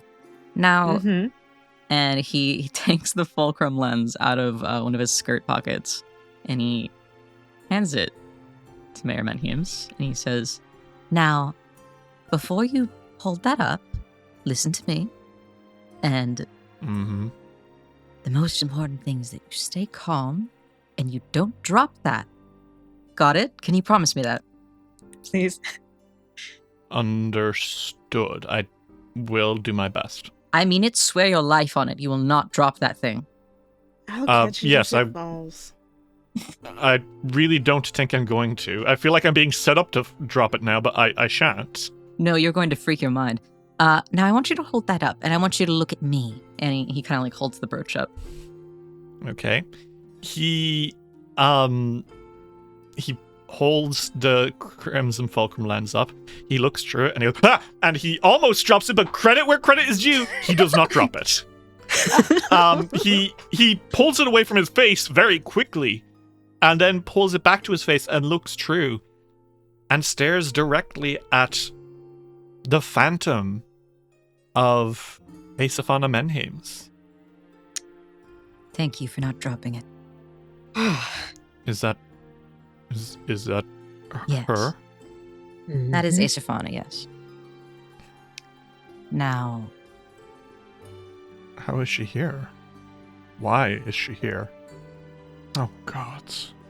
that's what I'd like to tell you. That's the most important thing. I think that Silk kind of like, he walks around the desk, and I think that he finds a part of it to kind of sit on to break this news to him. Now, Miss Asaphana, along with the rest of her party, in their final days, you know as well as we do that they're quite anxious. Yes. And this is why. Oh, God. Okay. You understand that this is deeply horrifying. I am quite deeply horrified. Understandable, yes. It's a wonder in itself, but it is quite upsetting. I do have to say. Is it just stuck here? Right now, yes. But, I don't want to say that there's no way to do anything. If you can find a way to put my ancestor to rest. What is this glass? He looks at it a little bit horrified. Well, this is called a fulcrum lens. It's... how to say this? It's meant to be used in Belcora's favor, let's say. And we, of course, are trying to get the other two lenses before it's too late. The others are in here? Not in that one. Well, but in what other ones? Is the assumption I've made personally is that the other two may show the others, but it's not the lens that they're bound to. It is these. And he kind of twiddles the brooch in his fingers. And so, looking through the lens... it gives you the sight to see them. You are right. It was important that I take a seat. I know you. And I think he kind of rubs his face a bit and says, "And what can I do as mayor to help?" I'm not quite sure what we can do with it yet, but I'd like to keep it far out of the hands of Belcora. Maybe you could safekeep it for us. That's a good idea. Okay, I can do that at least. Certainly I can requisition that Longset will have more guards patrolling near the mayor's office so long as we keep it here. I'd rather have fewer monsters come into Otari seeking my home again. He kind of chuckles. Please do make him of use. He tilts his head at you. What does that mean? Nothing, dear. Did I say something? Oh. You remember that he's the guy who hired Longsaddle, and you go, Oh, no, Silk knows right. that. Regardless, I think he takes some time and, talks it over. Eventually, you guys notice Doriana hovering nearby. And, the mayor is like, oh, she's been looking to see you guys as soon as you came out of the dungeon. I told her to wait and give you guys time. Silk sees Dorian at the door, and Mayor Van says that, and he... I still think that Silk is, kind of sitting on the edge of his desk, and he kind of leans towards the other two, and he's like, Why don't you two go say hi and play nice? I'll be there in a moment. Yeah, I can do that. Of course. I've been meaning to train her anyway. Mayor Menheim raises an eyebrow at Silk doing this. And then the rest of you dip out into the rest of the place to play with Doriana, and she is very, very appreciative of it. And the mayor turns to you and says, that was an odd way of getting the others to leave. Is there something I can do, Mr. Witchelt? Yes, there is. Now, you enjoy having the three of us here, right? Why do I feel like I'm about to be bribed or threatened? He kind of leans over his desk, his face falling a little bit. He's entering business mode, and business mode is maybe a little scarier than you've ever seen him. I'm a little hurt you think I'm that type of man. I'm a politician. I have to deal with that type of man very frequently. I don't think you know what type of man I am. But let's continue. You need us here in town. I know you do. I know the town needs us. And it would be a problem if we weren't here. You insist you're not about to bribe me? This is showing all the hallmarks of a bribe, Silk. Well, if you'll let me finish. You keep pausing at very worrying points. It's called a dramatic pause. Bribers love to be dramatic as well. I'm you can not understand my going fear. to bribe you. Jesus Christ. Okay. I appreciate that. Thank you. Ah. I need tone tags. / serious. / bribe. Okay, sorry. Continue. Now, Mr. Menheim, I'll be upfront with you. I am in a predicament. One that would mean no longer being able to enter the dungeons anymore. Are you being bribed? He says now his face has changed, and is now fiercely protective. It's more like I'm being held to a contract. A legal contract? And social. A social contract I can help with. A legal contract would be problematic for me personally to get involved in, considering my position as elected official. Well, let's call it academic then. Oh, yes. I know you live with the professor of Azuvilex on Snitch Street, right? I do. What seems to be the issue? The issue here is that, technically, I am here on study, and my thesis has to do with information that can only be found down in the vaults. And, well, you know academics. So stuffy, quite weak, not ones for fighting. It's generally not allowed for a researcher to head into danger. And because of this, there will be a strapping young figure coming to town, expecting to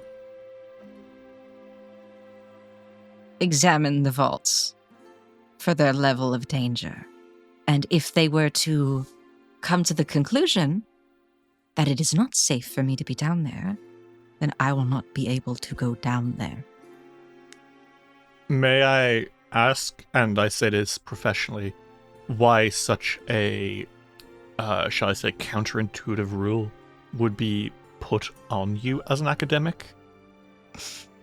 Because my mother is an evil woman. Mr. Witchhelm, you did not say this was a family matter. Now, listen.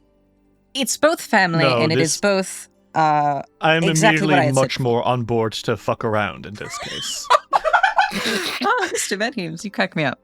If it were truly an official matter, I would be hesitant to get involved because I don't want to, shall we say, find myself caught in something. If it's a social matter between family, yes, I'm happy to do you a favor, Silk. You saved my daughter from an evil cuckoo hag that was pretending to be her stuffed toy. I think I can do this for you. Thank you. I was hoping that...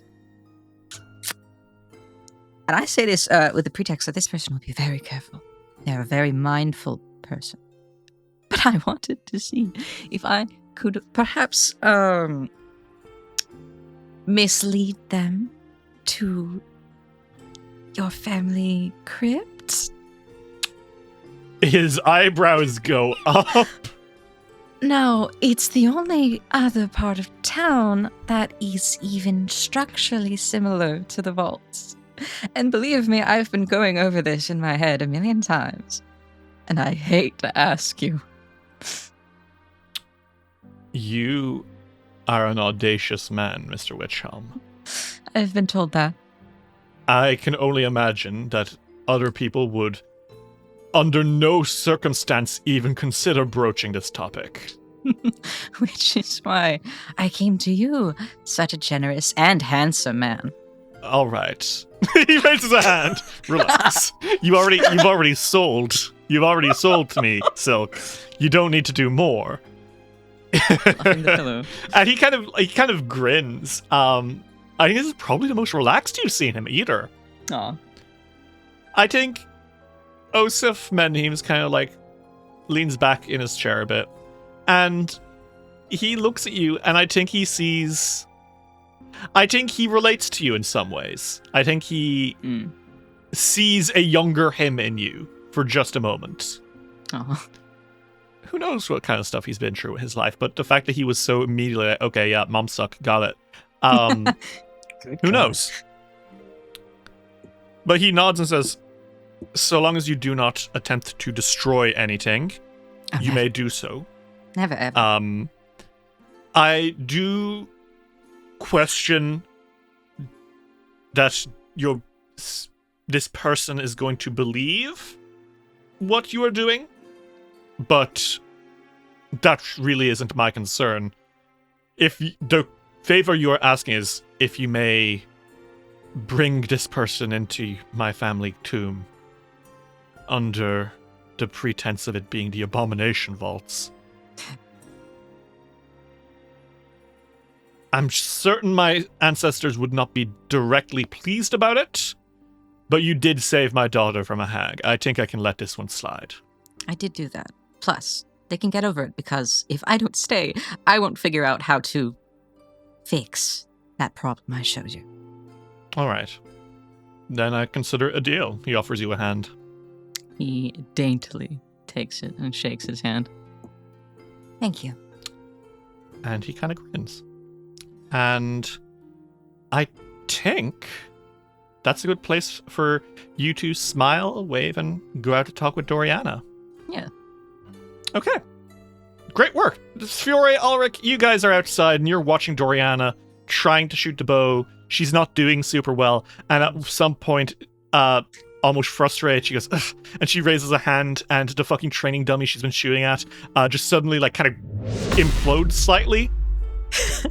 Fiore opens his mouth. Ulrich's eyebrows go up. Doriana. Yeah, sorry, I know, that's cheating. Hold my hand, Ulrich.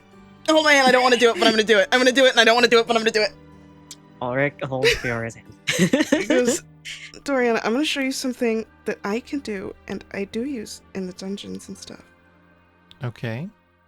And it's not cheating, because if you can use it, then you should. And I think he... Listen to what he says, not what he does. And he casts ignition for her.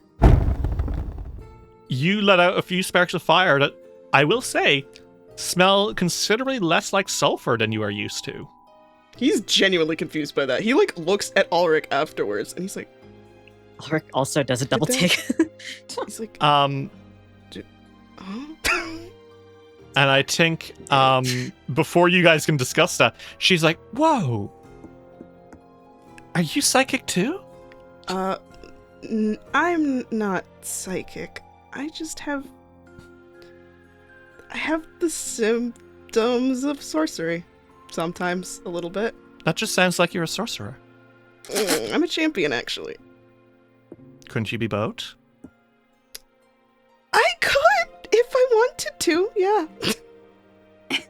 But it seems that you are, she says, tilting her head as Silk makes his way outside. Silk! I would say he's much more champion.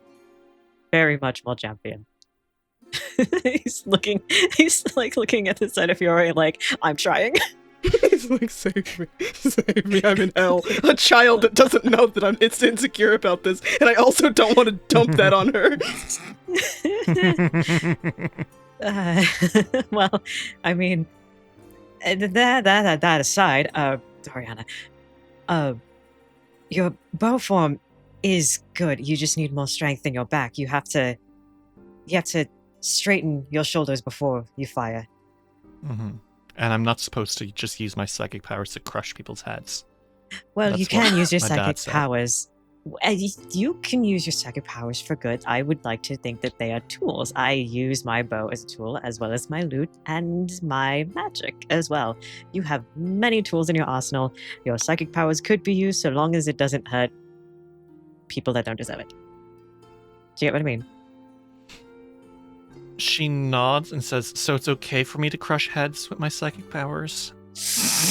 I would avoid crushing people's heads at your age because you are a child, and it's much She more raises a fun hand towards you. to do. No. Okay. She grins, she giggles and laughs, and I think runs away. Fiore looks at Ulrich and he goes, unfortunately, she does remind me of when I was a kid. A little bit of the same too. It's a miracle we didn't get close sooner. Yeah. If it wasn't for the Founders Festival, you know? Well, thank goodness there was. Yeah. Oh, we're gonna have to teach her how to use her powers. Sorry. We're gonna have to teach her how to use her powers for good. Those are hard. I know. And I think that's a good place for that particular scene to end, right? Silk, you come out after having basically acquired permission to do something a little sneaky. Just a little bit. But maybe it'll work out. Ulrich, it's either later in the day or the day after. Ulrich, you stand in front of a empty little house, just down the road from the Tercy Alpaca, near the Crook's Nook, and not too far from Silk's home. Intentional.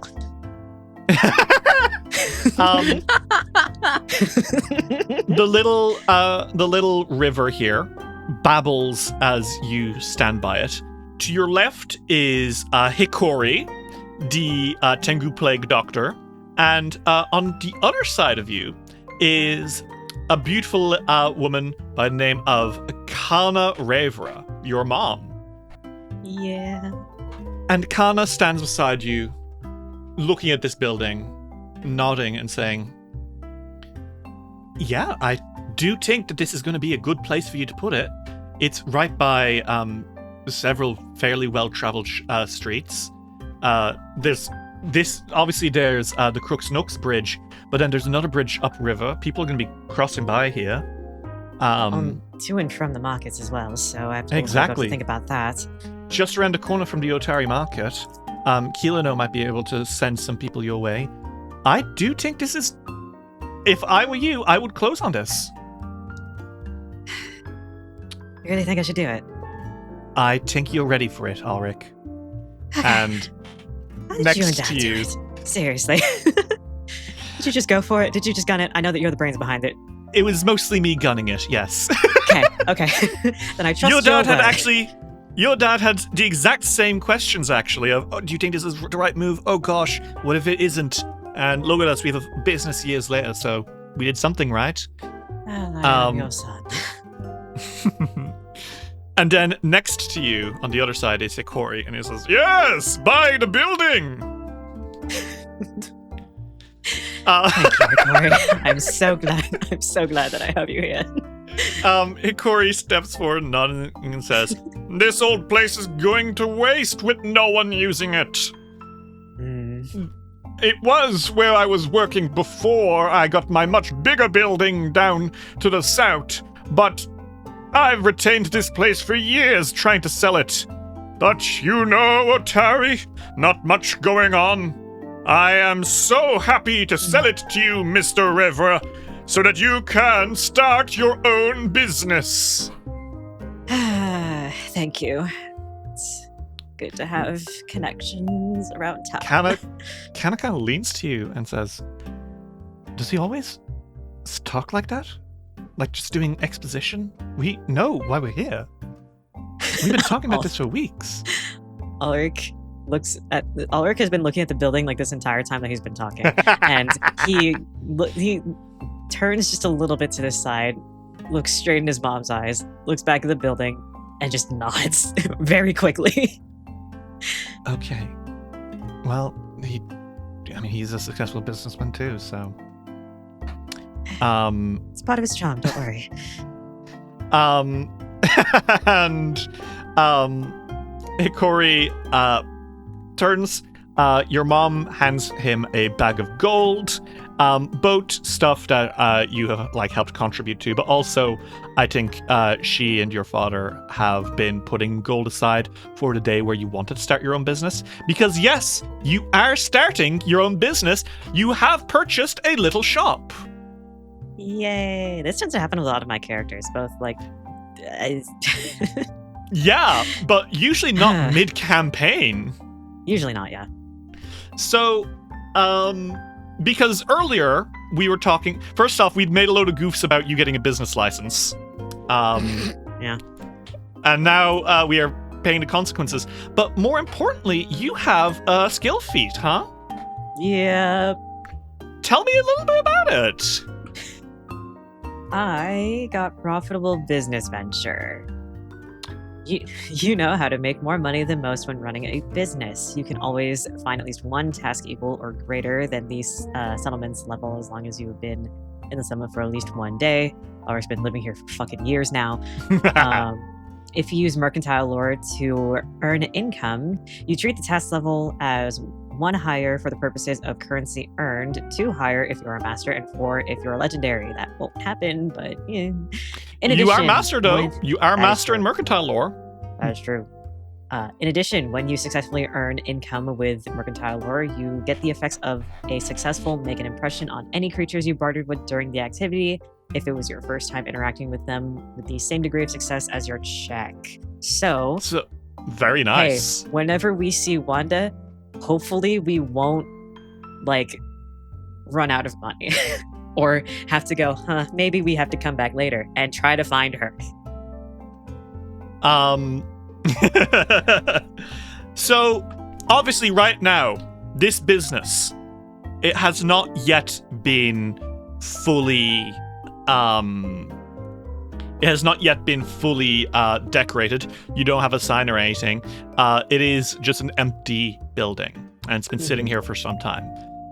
But Ulrich, as you unlock the front door and walk in, tell me a little bit about what you imagine your business will look like. And tell me, just describe to me. Give me its name. Give me what it's like, what it's selling. Talk about like the stuff we see through Ulrich's eyes as he imagines what he's gonna make of this place. So, I guess since this is like a smaller building, there's probably like one display window right next to the door, and that is where a bunch of possibly herbs that can hang in the sunlight, herbs that definitely are still planted and need the sun, are probably going to be displayed there.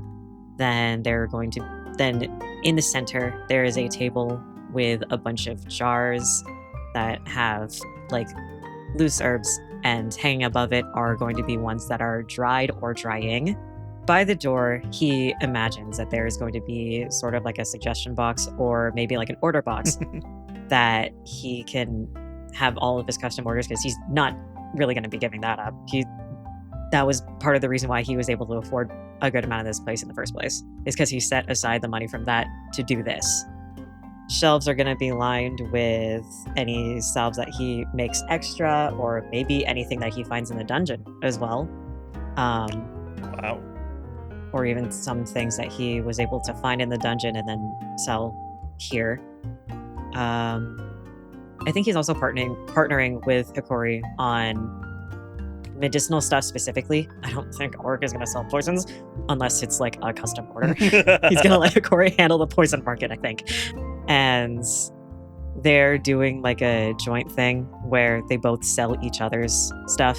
So if someone is in Hikori's and they're here for potions and maybe some of Ulrich's stuff, he can purchase that. Or if someone's in Ulrich's and they catch wind that they would probably need to make an extra trip to Hikori's. No, they don't. They get Hikori's medicine here. Things like that. And I like that a lot. There are, like you said, there are 3 rooms. So one back room close by where the register would be is probably his supply storage.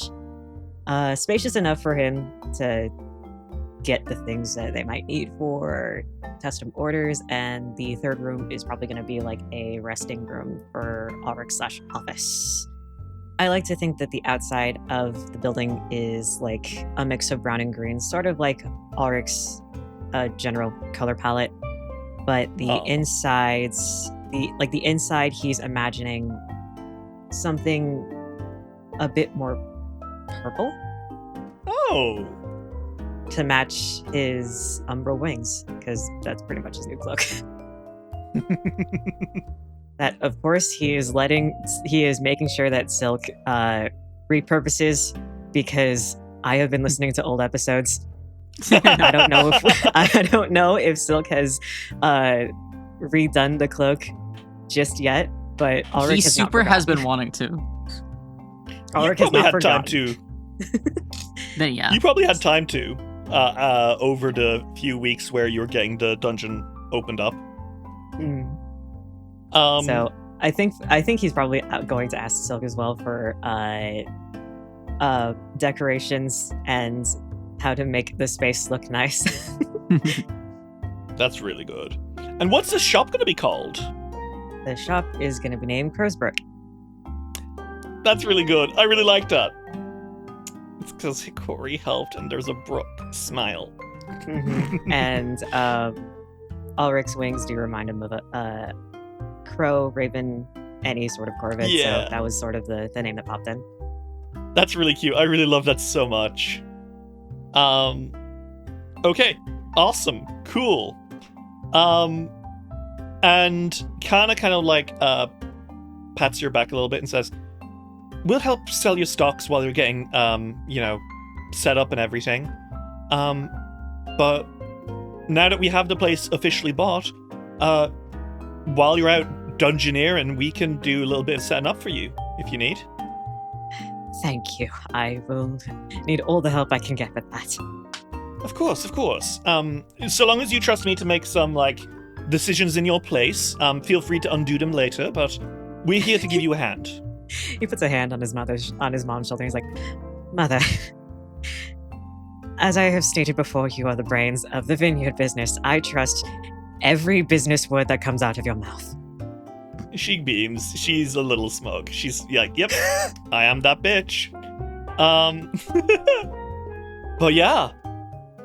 If you would like, Ulrich, you can roll Mercantile Lore to earn some money with your first gig out here. The way that earn income works, and this is definitely going to sound like you're not making much, but you have to remember that this is spammable income. You can literally just spend days doing nothing but rolling this and earn a fuck ton of cash. And also, so like, in future, we may do several of these at a time. Today, because you spent 3 days in downtime, let's roll. Let me see. Let me just pull up Otari's settlement stat block. Okay. So Otari isn't super high level, but, quote, Otari has a long tradition of catering to adventurers. Items of up to 10th level can be found here. I will take that as you can find up to 10th level tasks. Which means, you could try up to a level 10 task. The DC will be fairly high, but you can give it a shot. Okay. So would you like to roll me 3 mercantile rolls to see how much business you get while the shop is being set up? Yeah. 28. Day 1 looking good. That's a success. 32. That's another success. Very nice. 36. 36. Just shy of a crit. That means that over your 3 days, you earn yourself 18 gold. That is a very good start to a business. Considering many other first-time business owners would literally be earning maybe 15 copper over this time period. Wow. You're doing very well, Ulrich.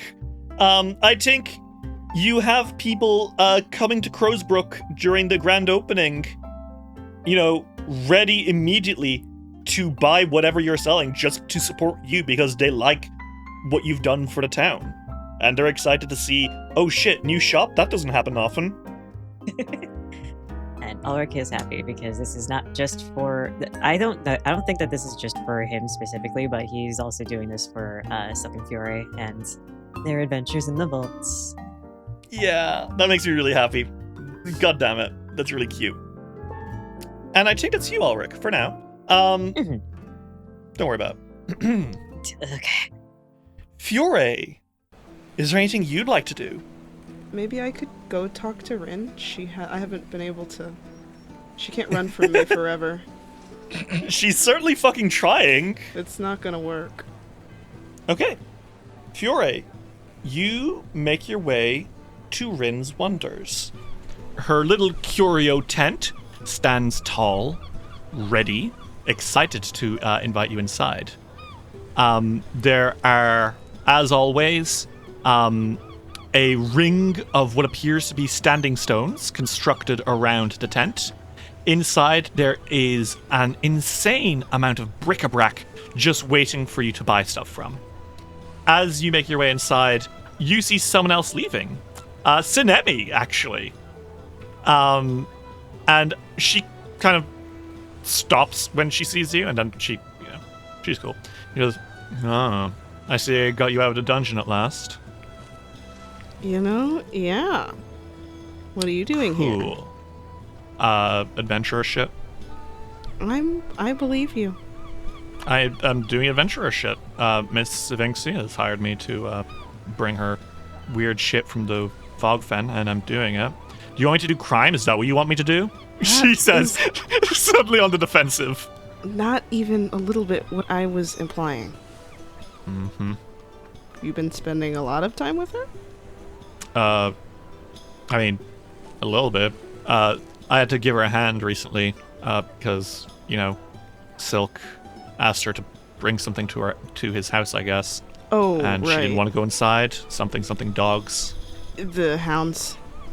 Yeah, that's the word she used. Hounds, right. Yeah. I'm glad you were able to help her. Yeah. So you're not interrogating me? We're good? Oh, no, I was teasing you because you seemed to think she might have been cute before. her jaw drops and then tightens and says, I don't have any clue what you're talking about. Yeah, okay. And I think she kind of stomps a little bit. I'll see you later, Sanemi. Okay, man. She waves a hand over her shoulder. What do you do? I think he enters. He goes, Rin, it's me. You kind of make your way inside, and Rin pokes her head up, and she's beaming. And she gallops over to you with her weird little hooves, her tail swishing behind her as she goes. She just pulls you into a hug and says, Best friend Fiore, hello, how are you, my friend? Best friend. He hugs her back just as tightly, and he's like, I'm good. I'm glad to have a couple days where I'm not sleeping in the dungeon. I love the dungeon. I like dungeons. They're fun. I like my bed. How are you? I'm good. I am glad that you are all safe and alive and back in town. It is nice, she shrugs. Well, I have some free time, and I wanted to help you with your problem. You've been trying to ask for help with something, and I wanted to help. I was worried about you. She says. She kind of turns her back on you. Ren. Maybe it is for best we don't talk about it. I don't know. What? Why not? I don't. Well, it's not big deal. You have so much other stuff to take care of. It's really not. I have nothing big. else to do today. If I'm not here, I'm going to go to the Drunken Dragon. So keep me out of there. She fucking hides her face in her hands. He sort of leans against something sturdy, like a chest or something, and he goes, You know, if you want to talk about it, we can. I'm not going to judge you. I can't lie, so I'm serious about that. No, I've just made such a... It is not something that really needs to be dealt with. I keep convincing myself maybe I need to do stuff about it, but it just kind of shifts from like one night to the other. If you need to talk to a friend, I'm here to listen. You three are big fuck-off heroes. I don't know about... No, you are. When I first came here, I was the strong one. I was the one who had a mysterious past and all sorts of cool abilities and, you know, all this. But look at you three. You still have cool powers, and I'd still come I mean, to you yes, for my advice. powers are amazing and awesome and cooler than anything else, yes. But you guys are better at this than I am, and I don't... Mr. Silk was turned into a ghoul, and he was having these horrible things happen to him, and he still came out stronger. Mr. Ulrich has been hiding his bunny ears for so long. He's been dealing with so much shame and horror, and he was able to come out stronger. And you, Mr. Fiore, you have all this angst over being a sorcerer. Sorry for putting it out there, but you do. And yet you still go out and do it, but I'm not doing my thing. What do you... Well, I'm not a sorcerer. I have some sorcerer powers. I'm a champion, but... I'm a sorcerer. That's really awesome. She shrugs and says, you know what? Everyone else is fine. It's just, I like being a champion. Anyways, this isn't about me. You can't deflect onto me. Yeah, What do you mean? Like, yeah, we're in the dungeon nearly every day, actively adventuring. We're a bit more practiced than you actively are at this exact moment, but that doesn't mean that you aren't strong or anything. No, it's not that. It's that you are actually getting your shit sorted, you know? Do you want to be adventuring? No, it's... You know how I always bring up the Hounds.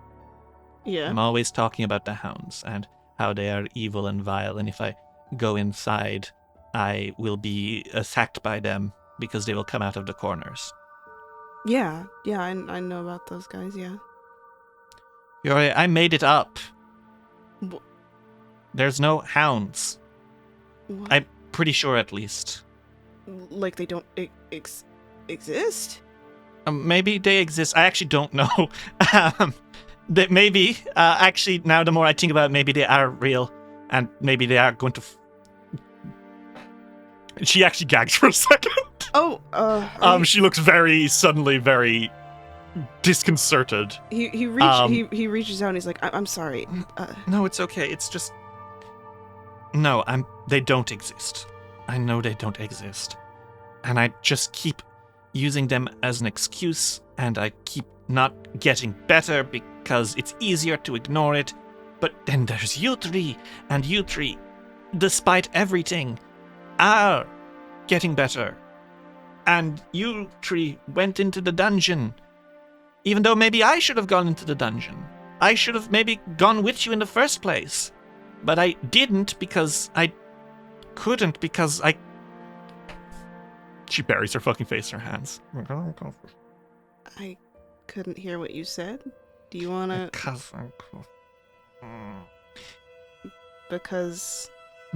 claustrophobic! Oh. I am sickeningly claustrophobic, bro. It is nauseatingly claustrophobic. I think about going inside somewhere, and she shudders all over. What is... Okay.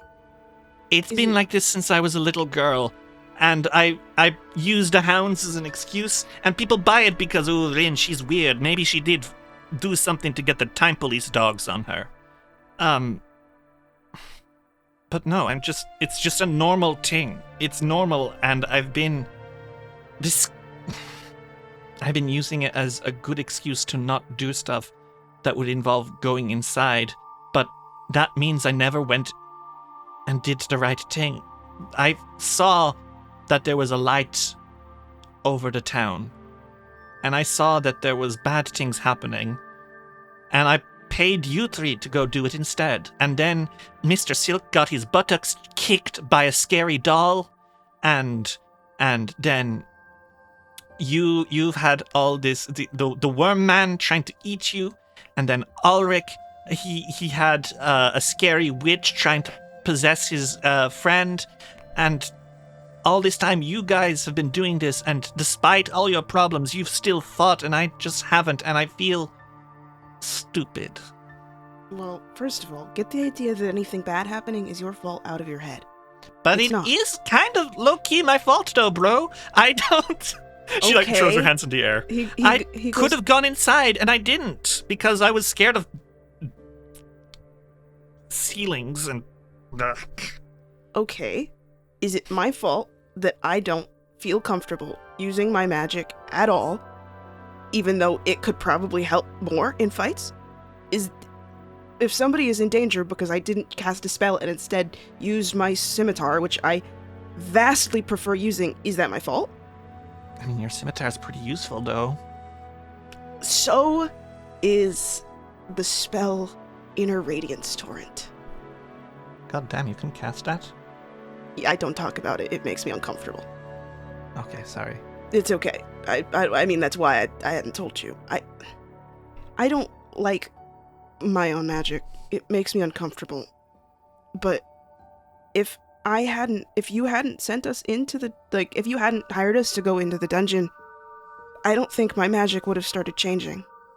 It doesn't look the way that it used to when I was a kid, and I don't know why, but it changed. I still don't like using it, because it makes me feel weird, and I like swords. But it wouldn't have changed. And Ulrich is a more confident person now than he was before. And Silk, I'm pretty sure figured out what to write for his thesis-y thing. Though, I think that's kind of ongoing right now, but it'll be fine, because it'll always be fine. Rin. But that's exactly it.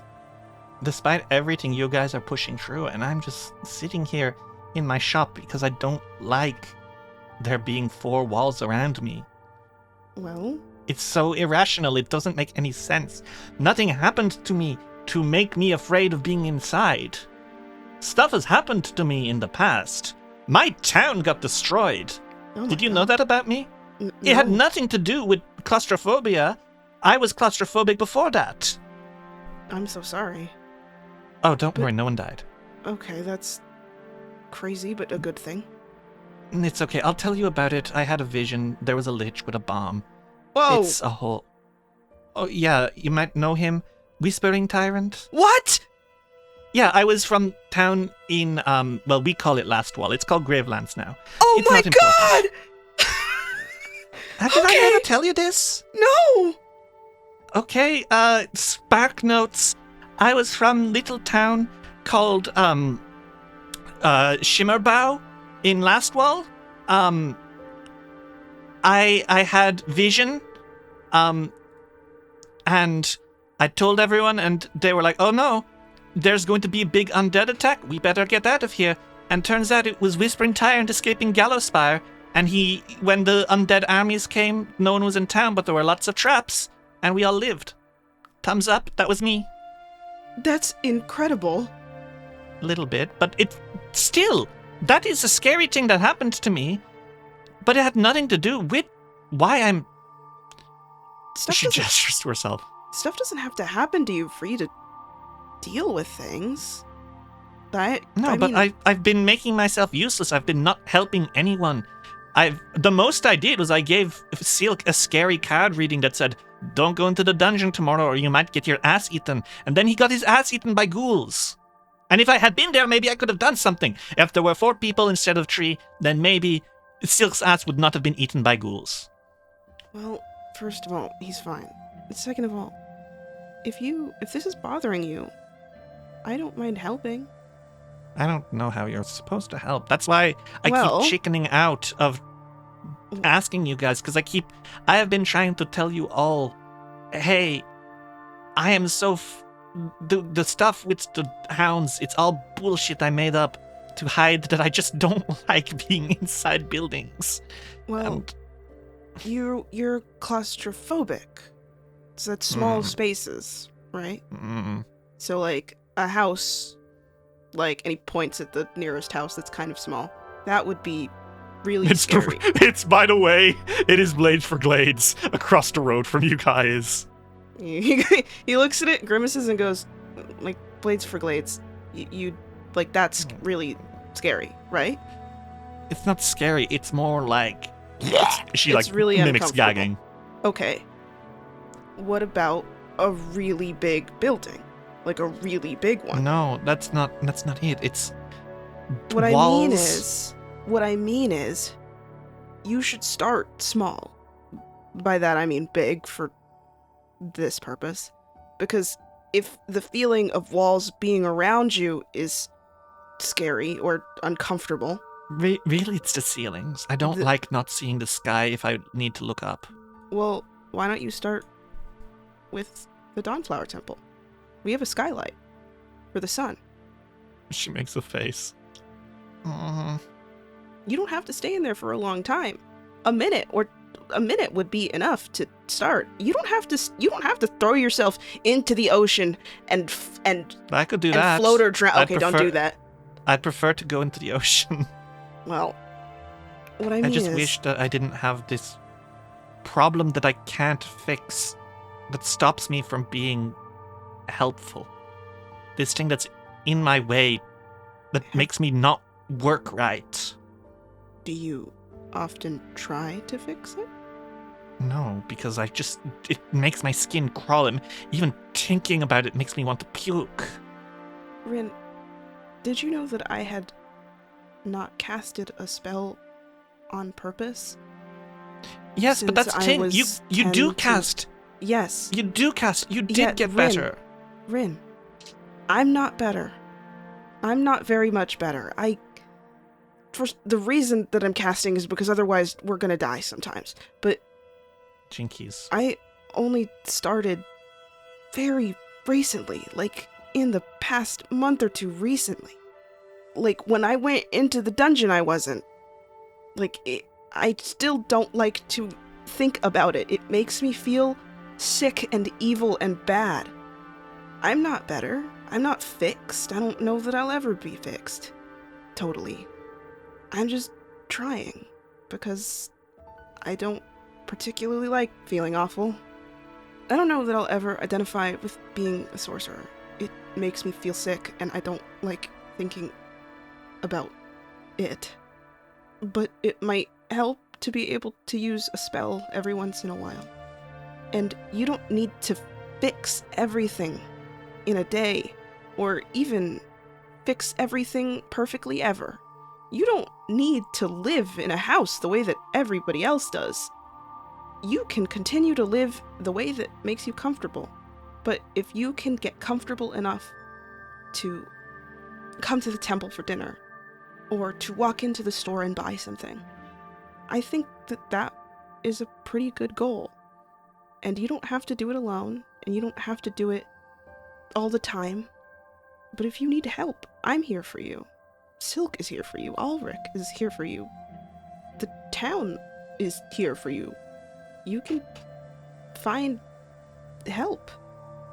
1 minute at a time. 1 minute at a time. You think I started with Inner Radiance Torrent? Next week. She grimaces. Okay. Next week. Thank you, by the way. No, it's fine. You're one of my closest friends, and I care about you. This is stupid and gay. Yes, well, we're both stupid and gay. Can we talk about something that isn't stupid and gay? And Well, maybe that will make me feel better. Well, I actually do think it might be more stupid and gay. I saw Tsunemi walking out of the town. Oh, isn't she hot? I want to fuck her. Dude.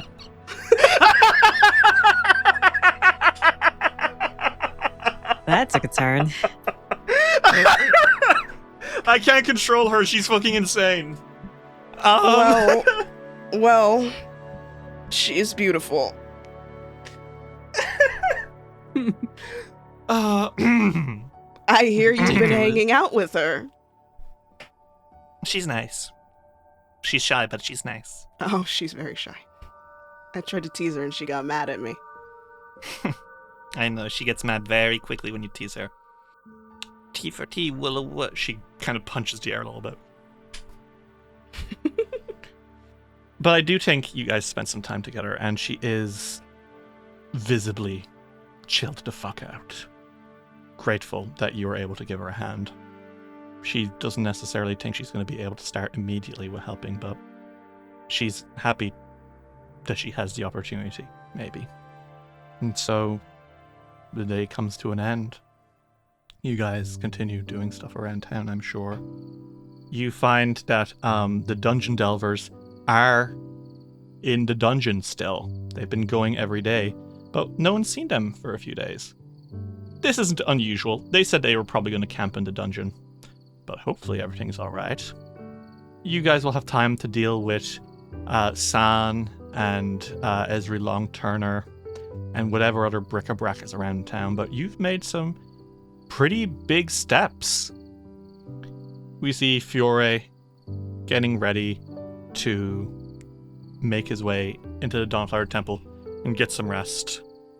We see Silk finishing doing some planning for his siblings' visit to Otari in a few days. And we see Ulrich, you closing a book, getting into bed, and drifting off to sleep. And then, Ulrich, you wake up. Mm-hmm. Something's strange.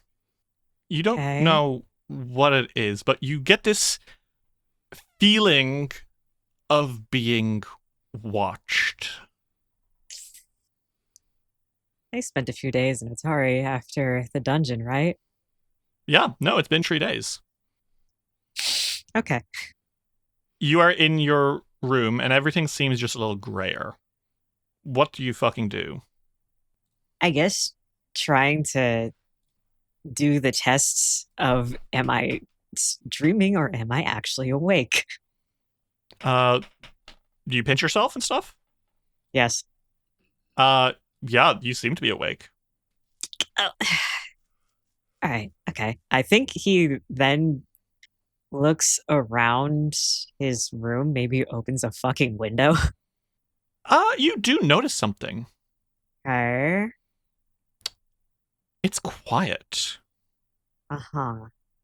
Like, usually you'd hear the bustle of the marketplace getting ready in the morning, the sound of like people in Otari. You're not that far from town. Usually you'd hear it. You'd hear birds. Why are there no birds? You said that the room is basically gray. Yeah. Does that mean that it's like dark, or are there like sunbeams coming from his window, but it's just everything has no color? It's completely colorless. Okay. I think Ulrich goes outside then just to see what the fuck is going on. Well, first he goes to look for his parents, I think. He tries to see if like they're in their room or if they're out in the fields or even inside getting everything ready for the winery. No sign of them. Okay, he's gonna go outside and see if there's anyone in the vineyard. There's no sign of them. He's going insane. It's like, what the fuck is happening? There's no one here. Okay, all right. You know what? Waking dream. Dreaming. I'm dreaming. I felt the signs, but I guess I'm just fucking dreaming. There's no way. There's just no one here. Do you want to make your way down to Otari?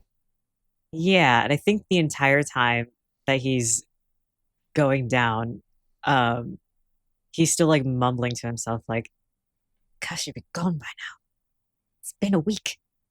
How the hell is this happening? You walk out onto the roads of Otari. There are no kids playing. There are no merchants making their way down to the market. There are no horses in Galentine's deliveries. No livestock in the Farmers Guild. The door to Odd Stories hangs open. You peek your head into the Crook's Nook. There's nobody. Silk's house. Nobody. The Dawnflower Temple. Nobody. Just nothing. And you spent an entire hour wandering like this.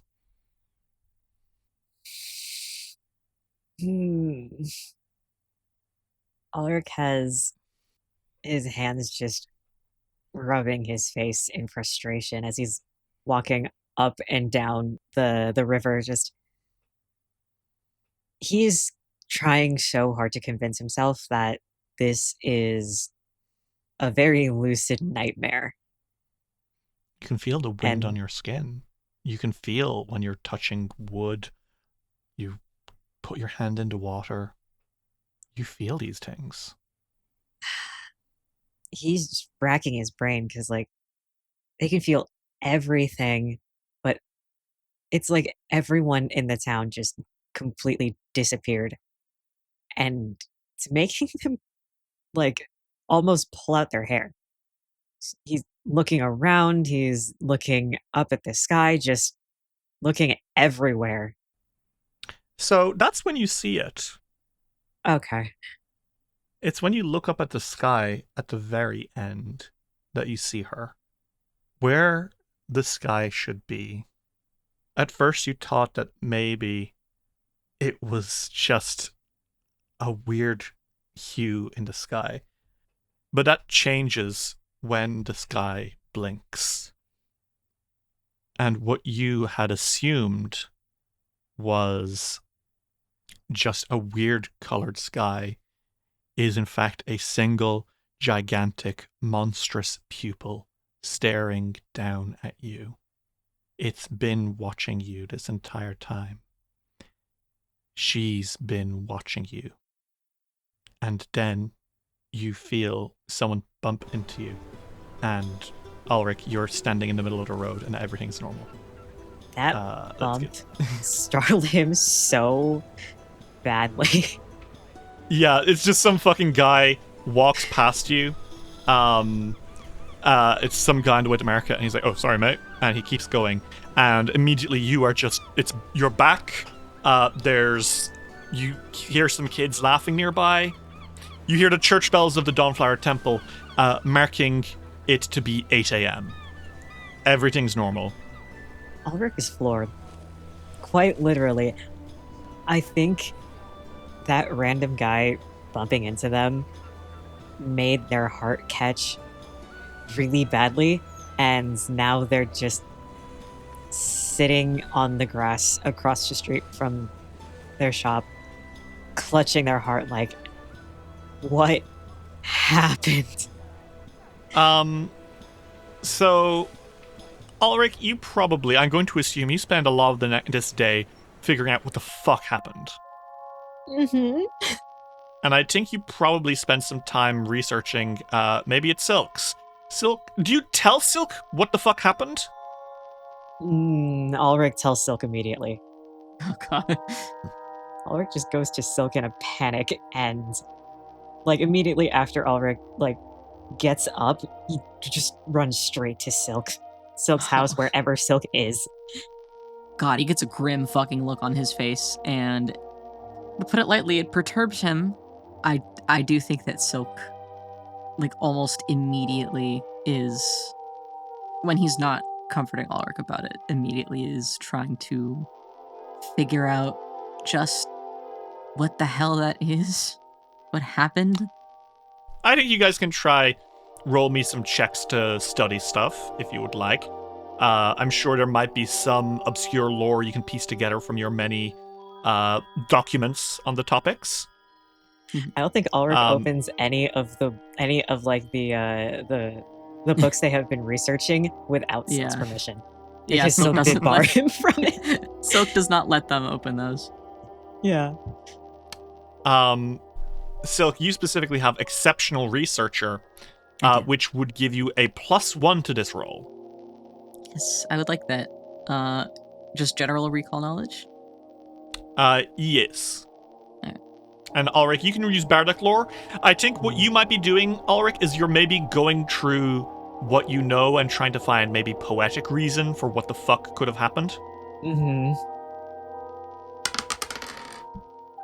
So I'm going to give Silk the academic answer and Ulrich the poetic answer. Ulrich, it strikes you that it was 7 a.m. until 8 a.m. that this happened. 7 is an interesting number because that's the number of fingers Nimbalot supposedly has. On each hand, 7 dread fingers piercing into this world, right? Uh-huh. Silk, this plus know-it-all, you are able to put together very much so the mechanical aspects of what the fuck happened. Mm-hmm. Ulrich is a bard. Bards use magic very much so fueled by imagination, but also creativity, learned stories, and kind of poetic reasoning, right? Mm-hmm. This very frequently makes them a target for cosmic entities which want to prey on human minds, because that's the exact kind of mind that they have a really easy time manipulating. It's why in distant Ustalav, very frequently you will have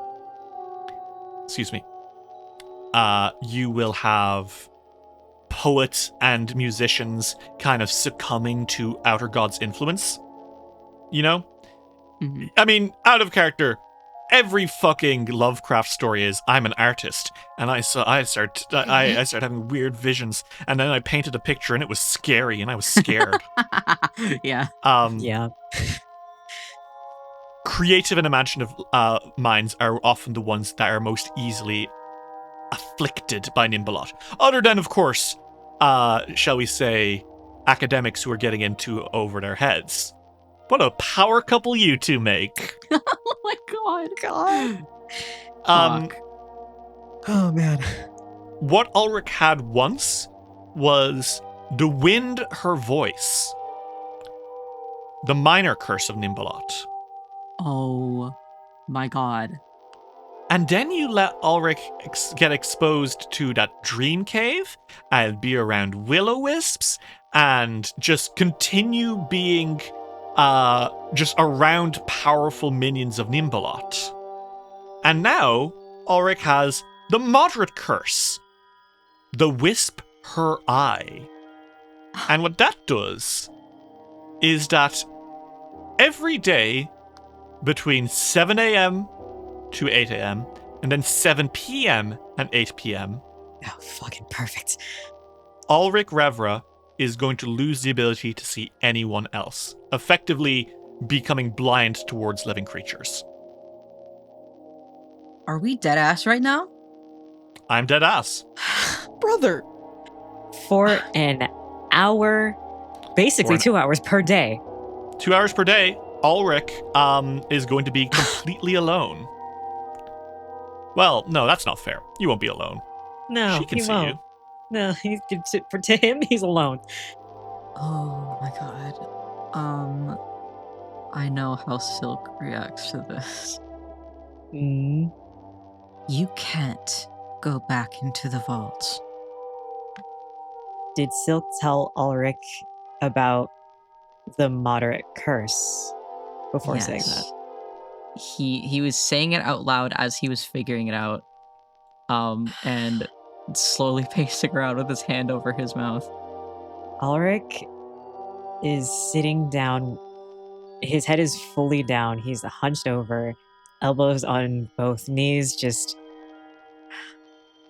I know I can't. I can't. If I'm gonna be compromised, 2 hours in the day, one of those hours is going to be in the dungeons. I can't go with you. I think my time in the dungeon's over for me. And he's holding tears back. He's looking up at Silk with wet eyes, and they are so dangerously close to spilling over. Silk looks so shattered.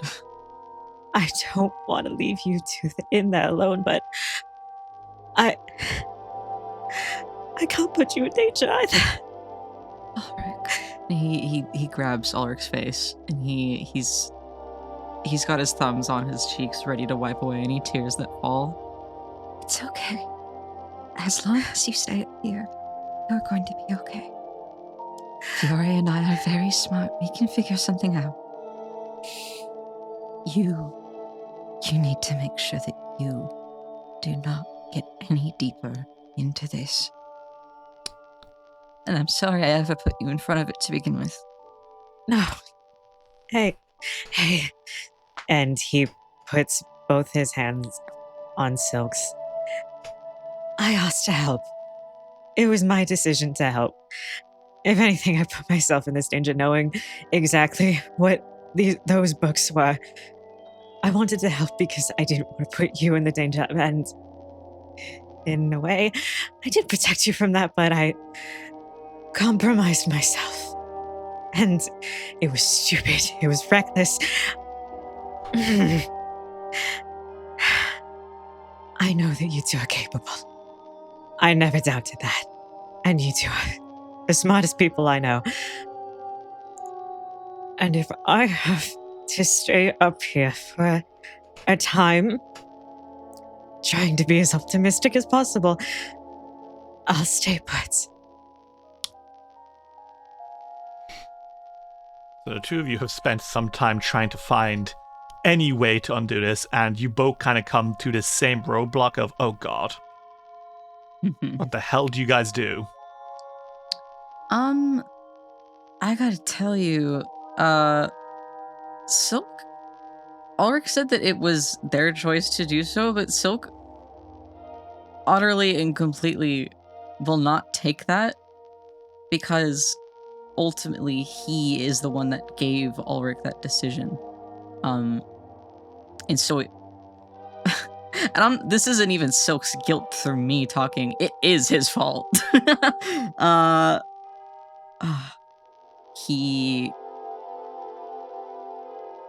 He's not taking that well. He's not taking any of this well. Oh man. I think at this point, Ulrich is just he feels so defeated. And at this point he's kind of just thinking 33% chance is still a chance, but fuck. Yeah. It is grim in that room right now.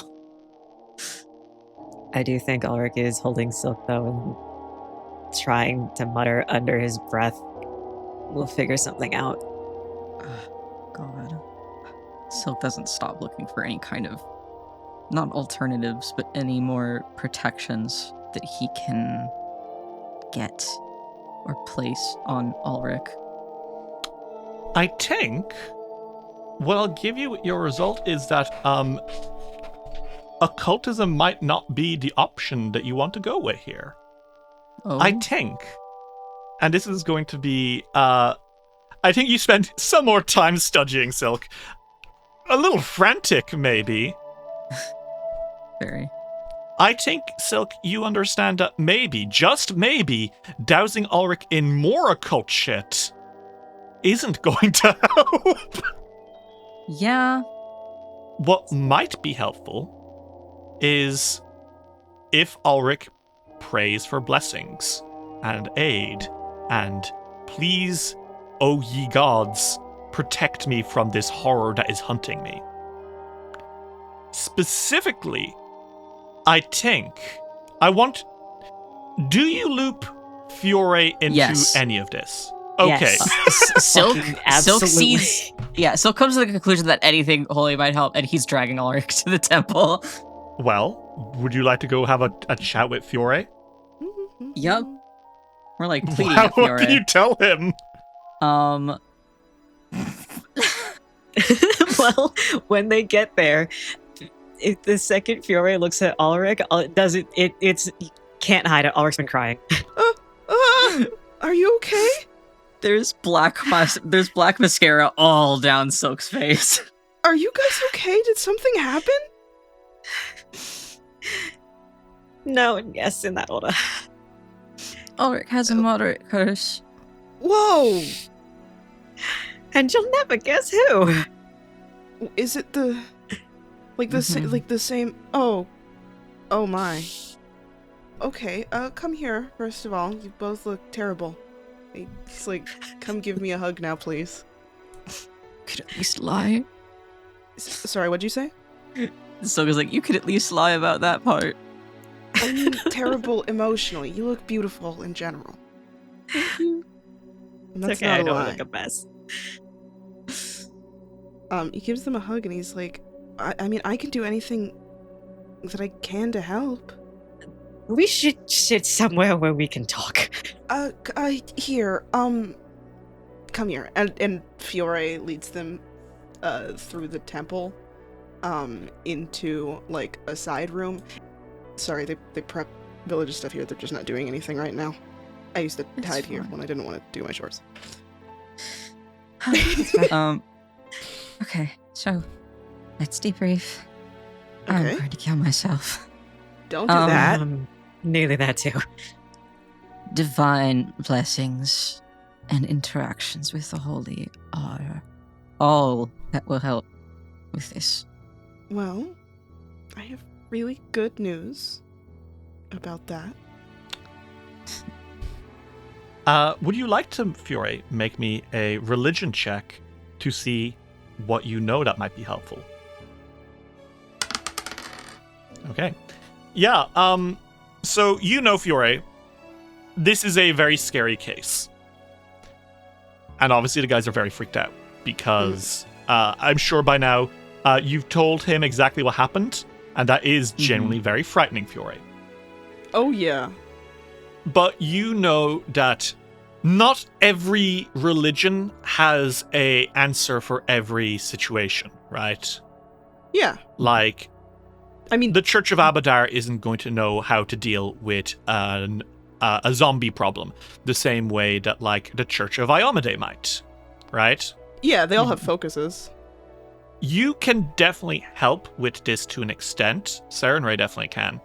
However, from all the stuff you've learned about Nimbalot, the fate that you believe might be able to do the best for her, for Ulrich, so someone who is coming to help you with this problem, would be the fate of Pharasma. Nimbalot has many beliefs that are directly opposed by Pharasma. Yeah. And if you had to guess, calling in a cleric of Pharasma from Absalom may be a good way to keep Ulrich safe. Okay. Mm-hmm. Obviously, it wouldn't necessarily prevent the curse from happening, but it could stop the curse from getting worse. Yeah, it could help. Mm-hmm. Obviously, the best way, the only way you're going to be able to get rid of this curse is by getting, in your opinion, the source of the corruption exorcised, which, I regret to inform you, means you're gonna have to get rid of Belcora. Mm-hmm. Okay. Great. All right. Easy, right? So fucking easy. We've had a great time so far. Walk in the park. All right. I think Fiore's like, hold on. Give me 1 minute. And he runs out of the sanctuary and he goes to the little library area that exists in the temple, and he reads through a couple of things. And he comes back with like 4 books. And he's like, okay, so we might need to talk to my mama about the details, but I can help a little bit. Cernray is not gonna be useless here. Not that she's ever useless, but you know what I mean. She can be of some use here. But Nimbaloth is... She wants to, like, destroy souls and stuff, right? Yes. Okay. Okay, and then he pulls out a holy text of Pharasma. Well, Pharasma is nearly the complete opposite of that.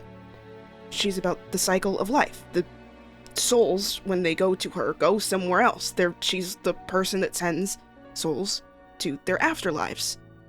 And she hates the undead, stuff like that. She's a goddess of death, but also birth, and... I don't know all of the details. I don't follow her. I know some because my parents thought it'd be a good idea for me to understand that stuff, because, you know. But, I could have the temple call in a cleric of Pharasma to come help from Absalom. There are a ton of clerics of nearly every faith, it feels like there. And they might be able to help, to at least treat. I don't know about cure. Curing seems... I think we might need to kill Belcora for that. Which, great news, is the goal. So, this is not a permanent problem that you're going to be dealing with. Hopefully. Okay. But, there are ways to help. And I think that calling in a cleric of Pharasma would help. And obviously, I will do everything in my power to continue helping you as well. I have little ways that I can help. I gave to... Oh my god. I gave to Silk because I worry about Silk. No offense. But I'm taken. I can help you with, can you show Ulrich the little bauble that I gave you? Of course. He I shines it towards him. I have these, and I make them, and they'll be able to help you as well. Okay. Yes. Yes. Anything at all that can help me from... Of course. Not needing to experience this every day until Belcora is gone. I also highly suggest... I don't know how faithful you are to your faith, but I'd suggest praying more often. Asking the deity that you venerate for help in general is a good idea. They're the ones that are already looking out for you, so they already know you. It is good also to pray to Pharasma and stuff for that purpose, but I don't think it hurts to pray to the deity that you actually worship. You are a follower of Halkamora, right? Yes. She is the Lady of Ripe Bounty.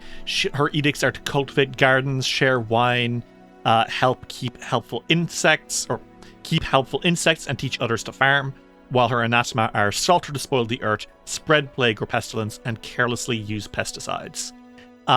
She is a goddess of indulgence, luck, nature, and insects. She would be able to give you a hand with this.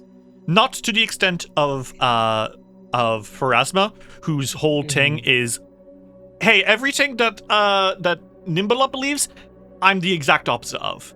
So getting someone in from Absalom or a nearby town to basically stay here as someone that will help you, great.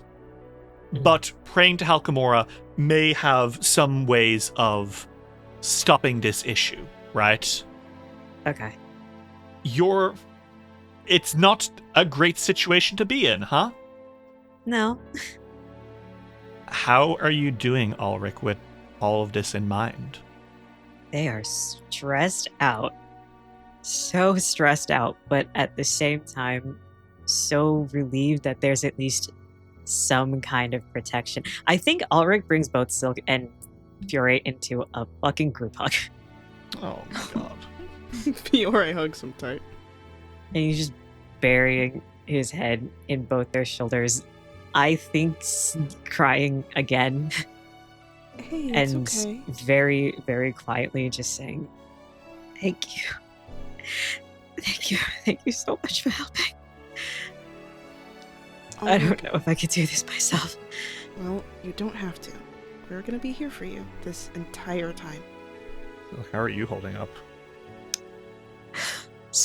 Not well. He's happy that something can be done about it, but I want to say that I do think that within those days, Silk is staying with Ulrich at those times of the day, and I think that he's told Ulrich that even if he can't see him, he will be there. I think that helps a lot. And during those times, I think Ulrich just stays put in those areas because he knows that Silk is there.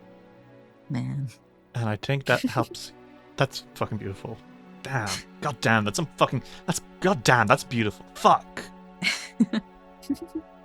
Silk will always be holding Ulrich's hand, and by the end of these little spells, Ulrich will feel that warmth slowly creep into his palm. I will say, when 7 hits Silk, Ulrich is just gone. Just not even like mentally. I'm saying like he's physically vanished. But great. You stay here. And once 8 rolls around, he's back. Mm-hmm. I'm sure, Fiore, you spend some time every few days, obviously giving Silk time to be alone with Ulrich, yes, but sometimes you'll come down and help too, so Silk doesn't lose. Hey there, Hugh from Moderation here. If you like today's show, why not check out Malt and Magic, a D&D podcast where things are almost literally homebrewed. Malt and Magic is a show that focuses on the immersive and collaborative natures of TTRPGs, working with a cast of amazing characters to create an epic hub where fantasy, mystery, sci-fi, horror, and cyberpunk all collide in one gripping, funny adventure. If you'd like to hear more, check out our website at poderation.com. Himself either. Yeah. Because this is, I'm sure, not an easy time. But the 3 of you are starting to try overcome the fact that Nimbalot has followed you out of the dungeons. And whatever great evil is within, it is now coming out. And if you don't stop Belcora, then goodness knows how many other people will be affected in time. In a few days, Focera Witchhelm will come to Otari. A cleric of Pharasma will come to help Ulrich. But you can't waste time. eventually you guys are going to need to return into the dungeon, probably before the others arrive. We see Silk and Fiore exchanging words as they wait for Ulrich to return. We see Ulrich sitting in the room, holding himself, willing himself not to look out of the window. Perhaps he reads some books or writes while he's waiting, just reminding himself that he's not alone, that his friends are here too. We see Osif Menhims looking at the crimson fulcrum lens, which he has put away into a little box, protecting it in a safe. We see Rin Savinksi grimacing as she stands outside the Dawnflower Temple, taking a step forward and then quickly taking a step back and not going in after all. And we see, deep within the Gauntlet, down in the Abomination vaults, a group of Aindalar elves preparing for the hero's return. They will soon take the Fogfen Few to their city to meet with their queen and to discuss the horrors that lie on floor 9 of the Abomination vaults. In the penultimate chapter of our adventure, Chapter 9, On the Hunt.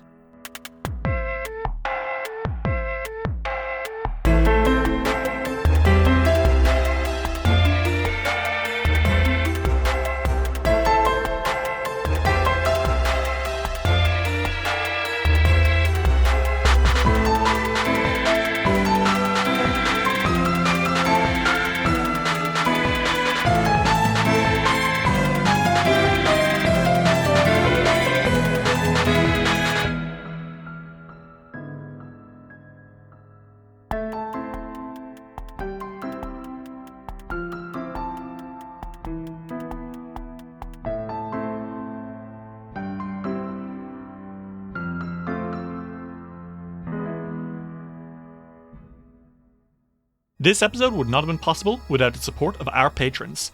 Celestial, Maxo Knight, Kate Cornelius, Key, Windy 2002, Als, Millie, Rose, Cel Ravau, The Protease Inhibitor, Acid Dialogue, River Supports Artists, Horror Fan, Lightning Scar, Dr. Caesar MD, A Potato, Derpy Gamer, Quinlan Boss, Princess Alavi, Emily is Gay, Meow Mai, Abyssal Chimera, Night the Werewolf Teacher, Actually a Bot, A Sleepy Bear, Kyle Damon, Phoebe Jeebies, Lux Rexus, Tony Saunders, Mita, Arave, Mott, Aries, Alexander Criswell, Skyly, Blurs Hellion, Genuinely Tricked, Transgirl Trish, Bal Punyon, Matthew Wilson Krasnovich, Tillen Shark, Jonathan Love, G. Barbera, Luke, Simon Strange, Seth, Rain, Lichalope, Gizmo, Cass, Fable McElduff, Ava, Rem T. Bright, Lonesome Chunk, Sean C., Natasha Lumley,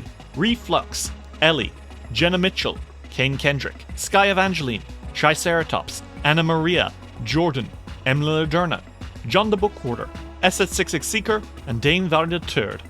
If you'd like to see what you can get for helping us keep it rolling, check out patreon.com/DiceWillRoll today.